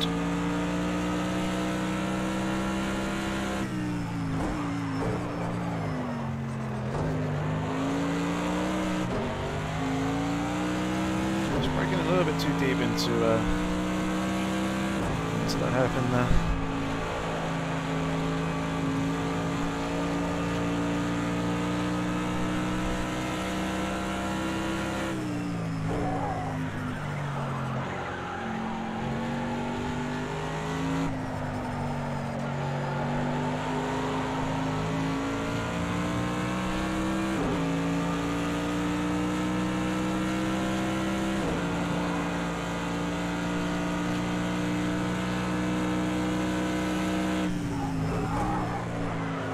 Oh god, oh god.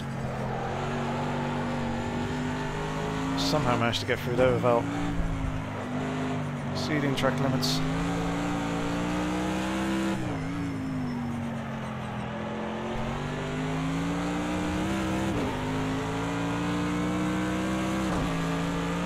Oh, Francois. I'm sorry. I'm sorry for getting your name wrong. I'm generally very bad at pronouncing names, places, things like that.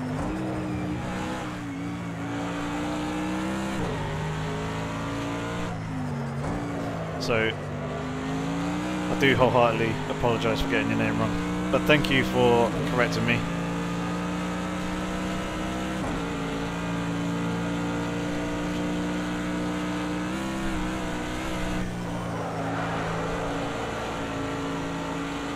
I am waiting for this first sector split. Can't remember where exactly it is located.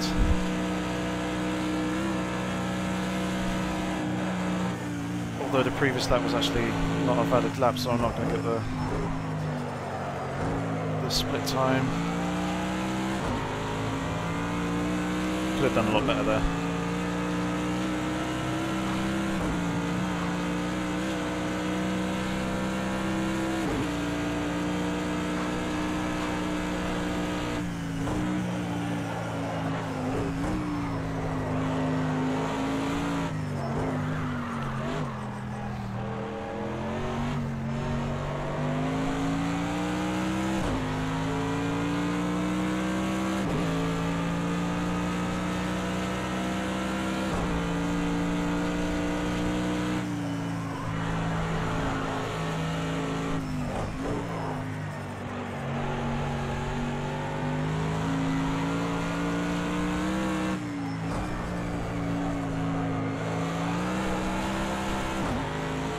That's a nice little power slide.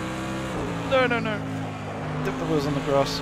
Absolutely cost me the apex, otherwise I would have been able to do those corners pretty much completely flat out.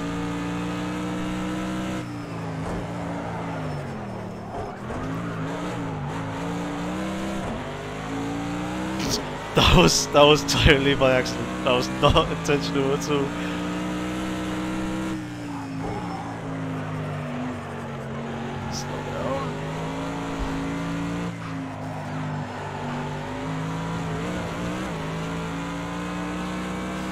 See you later, Iro. Thank you very much for tuning in. Thank you for interacting and asking some nice, interesting questions to keep me chatting.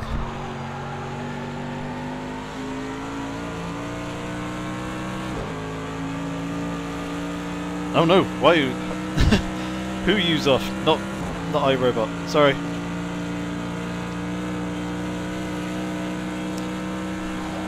But yeah, catch you later. Who are you?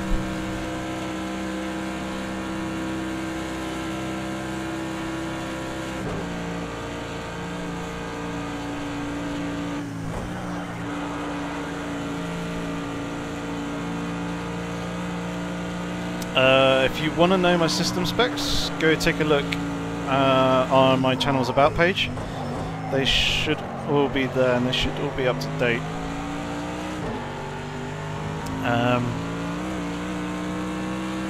And next time for the next stream, and also when the VOD goes out, I actually put the details of platform, equipment that I use and stuff like that I usually have in the descriptions of all my videos.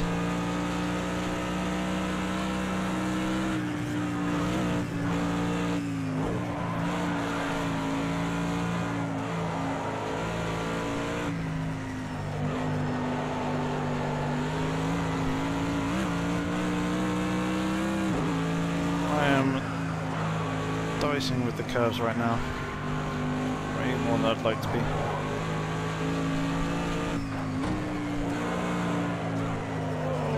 Oh, that was very nearly, very wide. Why does it look like I'm driving at 20 miles an hour? Because of the field of view that I'm at, and then also the camera is actually situated really quite far forward in this car. I would usually move it back, but having lower field of views generally helps to be more accurate, which is why FOV and getting a correct FOV is important. But at the same time, there is an element of comfort that I like to try and keep in my FOVs personally for me.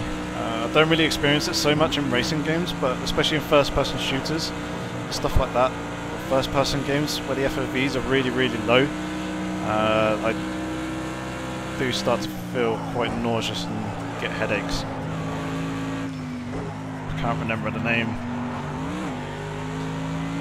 of what it is exactly they call it, but it's something that I suffer from. And first-person shooters generally prefer to have an FOV at least 75 to 80, 90 being the ideal. But yeah, I run a FOV of 65, and then the camera in this car is situated quite far forward. You can see the headrest there. It can be moved further back, I just haven't done so. Yeah, it's the whole motion sickness kind of thing. I get it in VR as well. Isn't particularly pleasant. I can get over it in VR if I push through, and I can also avoid. You can also avoid it if you get the settings right. It's the whole seeing things moving around. No!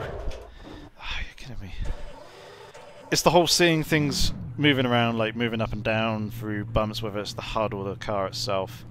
Yet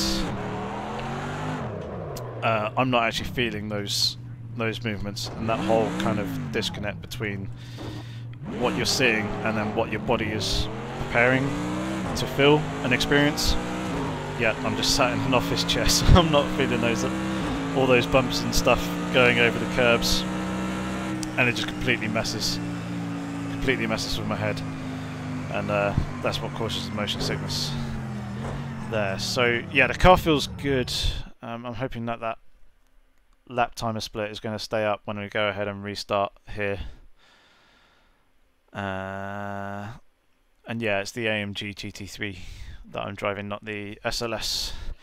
But we'll give that another crack, because this car does feel very fast, very stable. I reckon I can get closer to the world record than any other time that I've tried in any of the other cars.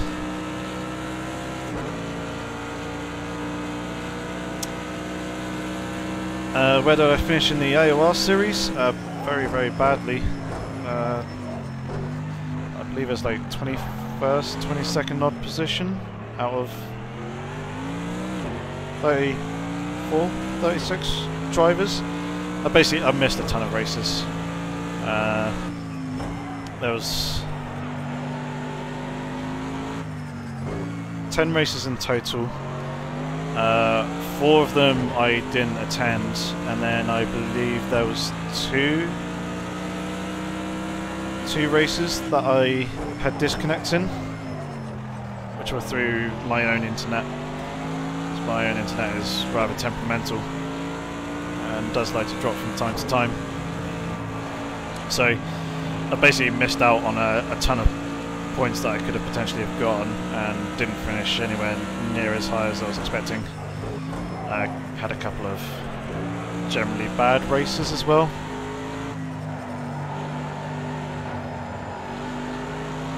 Just my own performance wasn't up to scratch.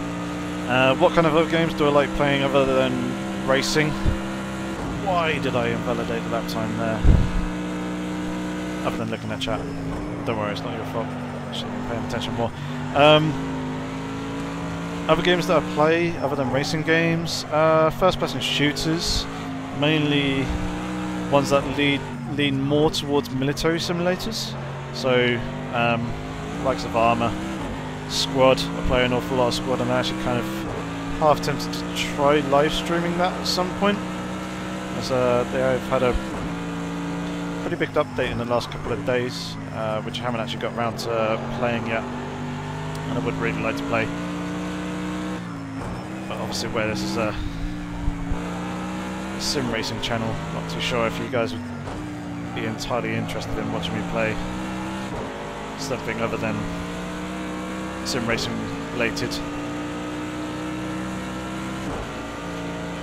But yeah, other than that, not a huge amount else. A couple of sports games on the PS4. Play Madden a fair bit as I'm into NFL, and then also FIFA 18. Play that with my mates when they come around as well.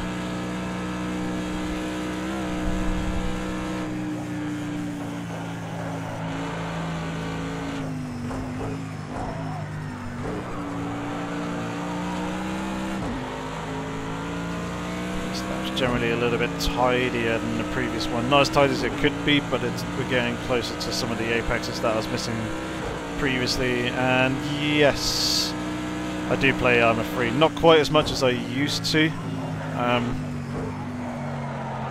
Not really. Arma 3's good. It had a number of things in it that I liked, but I preferred the feel of Arma 2 in terms of the weapon handling and the movement of the soldiers, even though it was way more clunky. Just the fluidity of Arma 3 feels really odd, and it feels like the bullets are nails in Arma 3. It feels like they don't do a huge amount of damage, whereas Arma 2 feels really solid and punchy. And I played an absolute ton of Daisy mod back in the day when that was really quite popular. Back before I kind of got quite heavy into racing sims, playing an awful lot of Daisy mod and Battlefield 3. Switch back and forth between those two games. So there's other stuff that I play other than just racing sims. Haven't played Minesweeper in a very long time. Very compelling game though. And certainly when the internet's down, Minesweeper is one of the first things that I go to.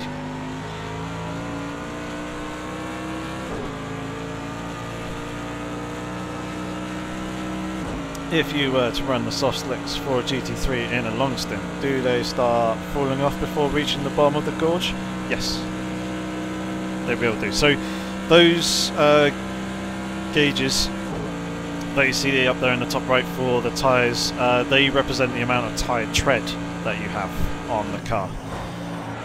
Once those tyre gauges deplete completely and they're empty, you're out of tyre tread and you're down to the carcass, but you're at 50% of the tyre's total wear range, as it were.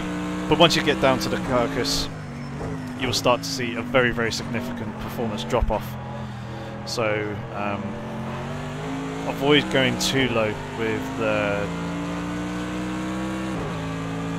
into the tyre tread. I mean, the soft tyres should last, depending on the conditions. Obviously, providing you're in the optimal ranges for the tyres and you're not abusing the hell out of them, they should last basically one full stint in terms of a full fuel tank. The hard tyres should be able to go on and do 2, but the main determining factor as to whether you run the soft tyres or the hard tyres is the track temperatures.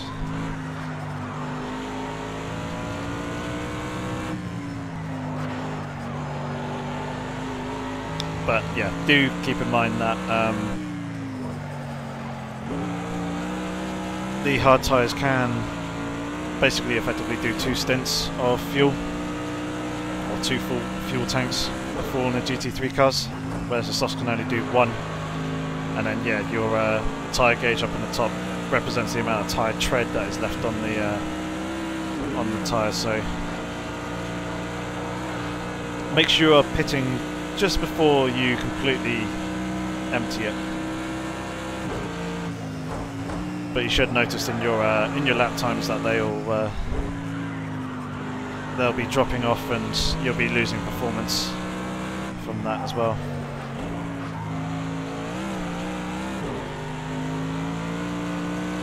Catch you later, Groby. Thank you very much for tuning in, mate. And hopefully I shall see you soon.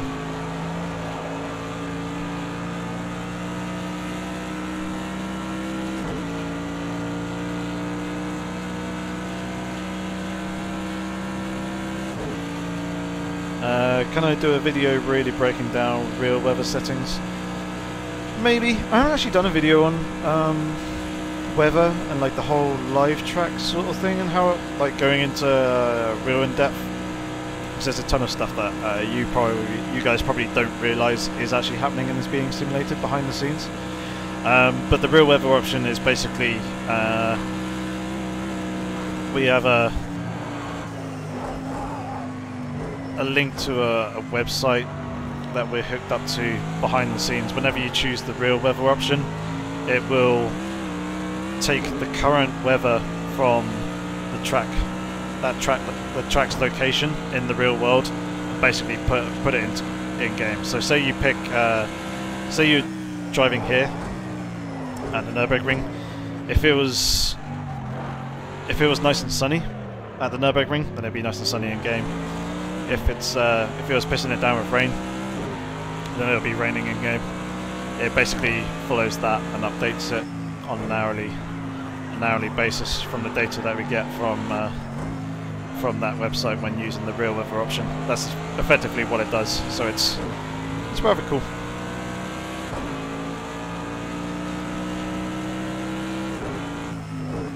Certainly brings some unknown certainties and slightly more realistic sort of experience. Obviously, if the weather changes, then the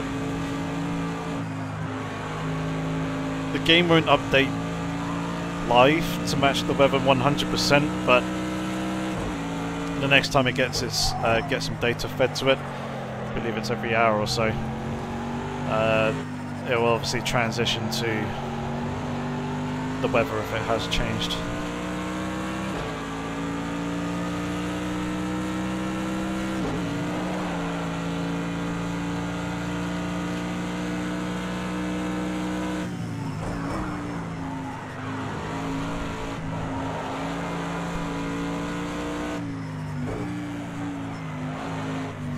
Alright, what time is it? 5 to 9. I am going to give one last car a go.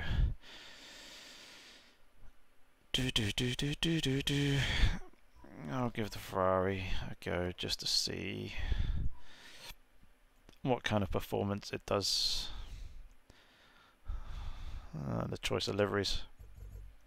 We'll go with that just for now.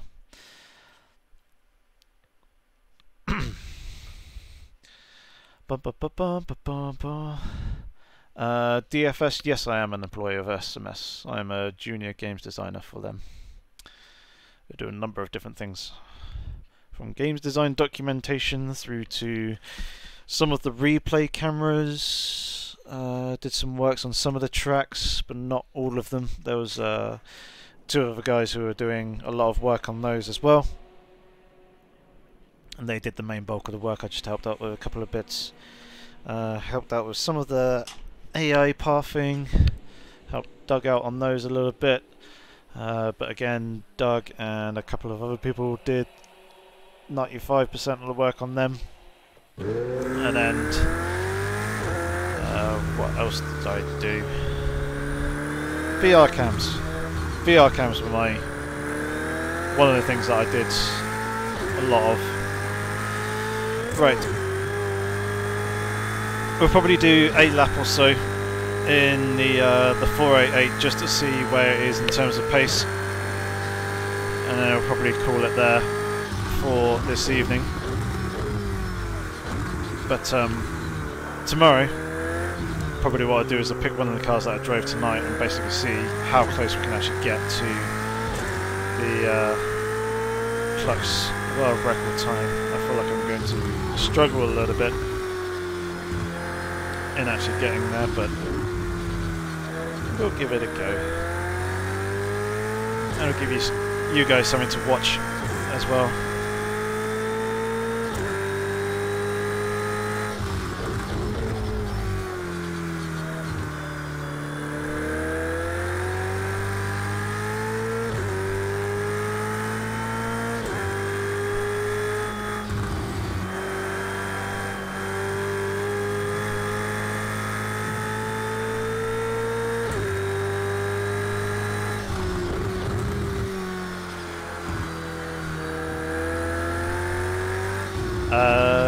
DFS. If you go to the Slightly Mad Studios website, not the Project Cars forums or anything else like that, if you type in Slightly Mad Studios Limited into Google and go to their actual website, I believe there is a page on there where we have the list of jobs that we are currently looking to hire people for. I'm not sure if any of them are modelers. We do have quite a big art team. It's more the programming side of stuff that generally we're looking for.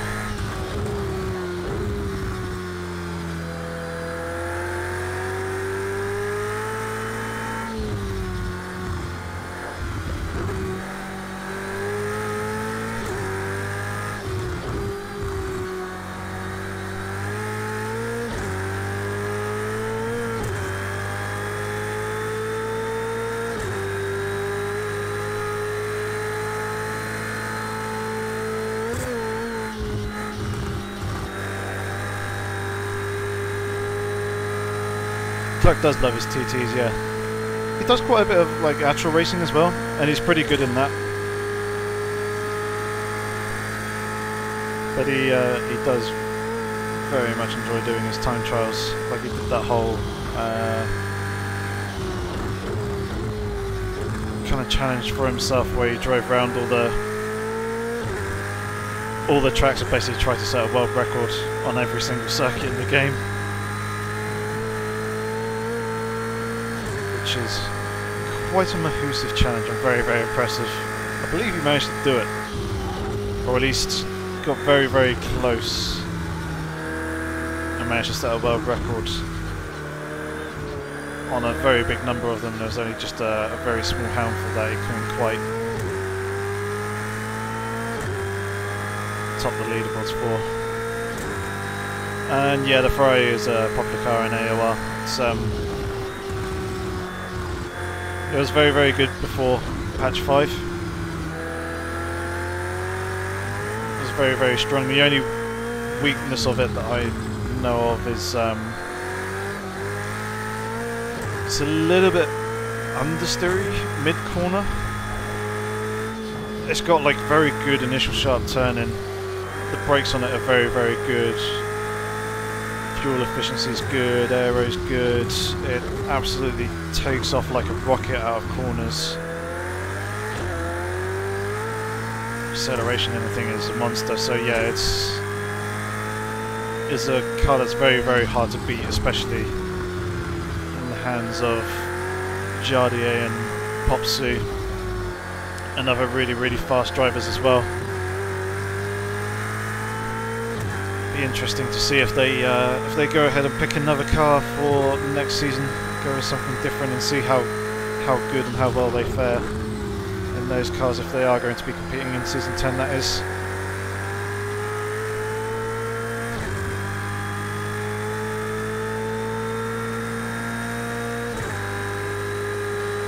You never know, DFS. It could very well be. You may have some skills and techniques that we need. So, you're a third year student. What university are you at? And I'm assuming you're doing computer games design or oh god, something on the creative design side rather than the programming. If you're doing 3D modeling. I wonder if you're at Stafford.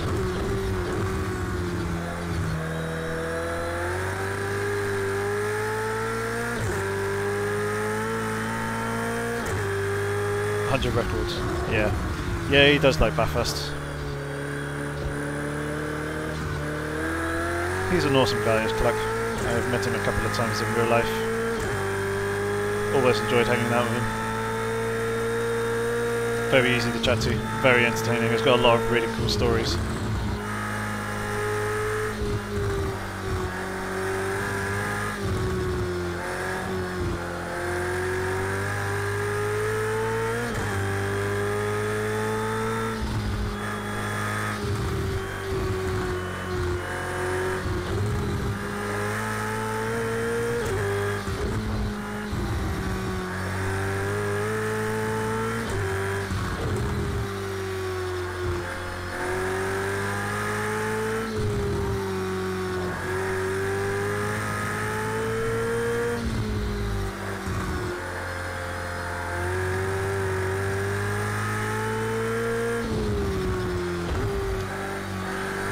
Too wide.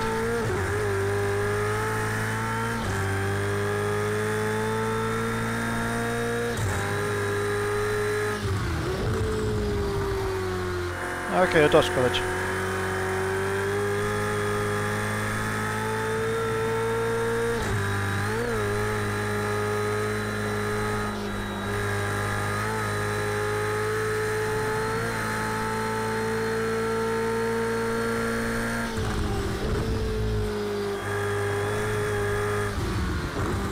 Substance beta. Haven't heard of that.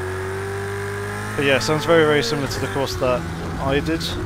I did a computer games design degree at Staffordshire University. And that was all very much the art and design focused rather than the technical programming. They did start to bring some of the elements in, and they've got like a course that's specifically just programming as well, rather than just design. And then of course they've got course which is like a hybrid of the two. But yeah, it was just the artsy side doing hard surface modeling, character modeling, both like full body facial animation, games design, level design, environmental art, lighting, all that sort of stuff. It was rather cool. It was very minimal in terms of the technical sort of side and doing all the programming and stuff.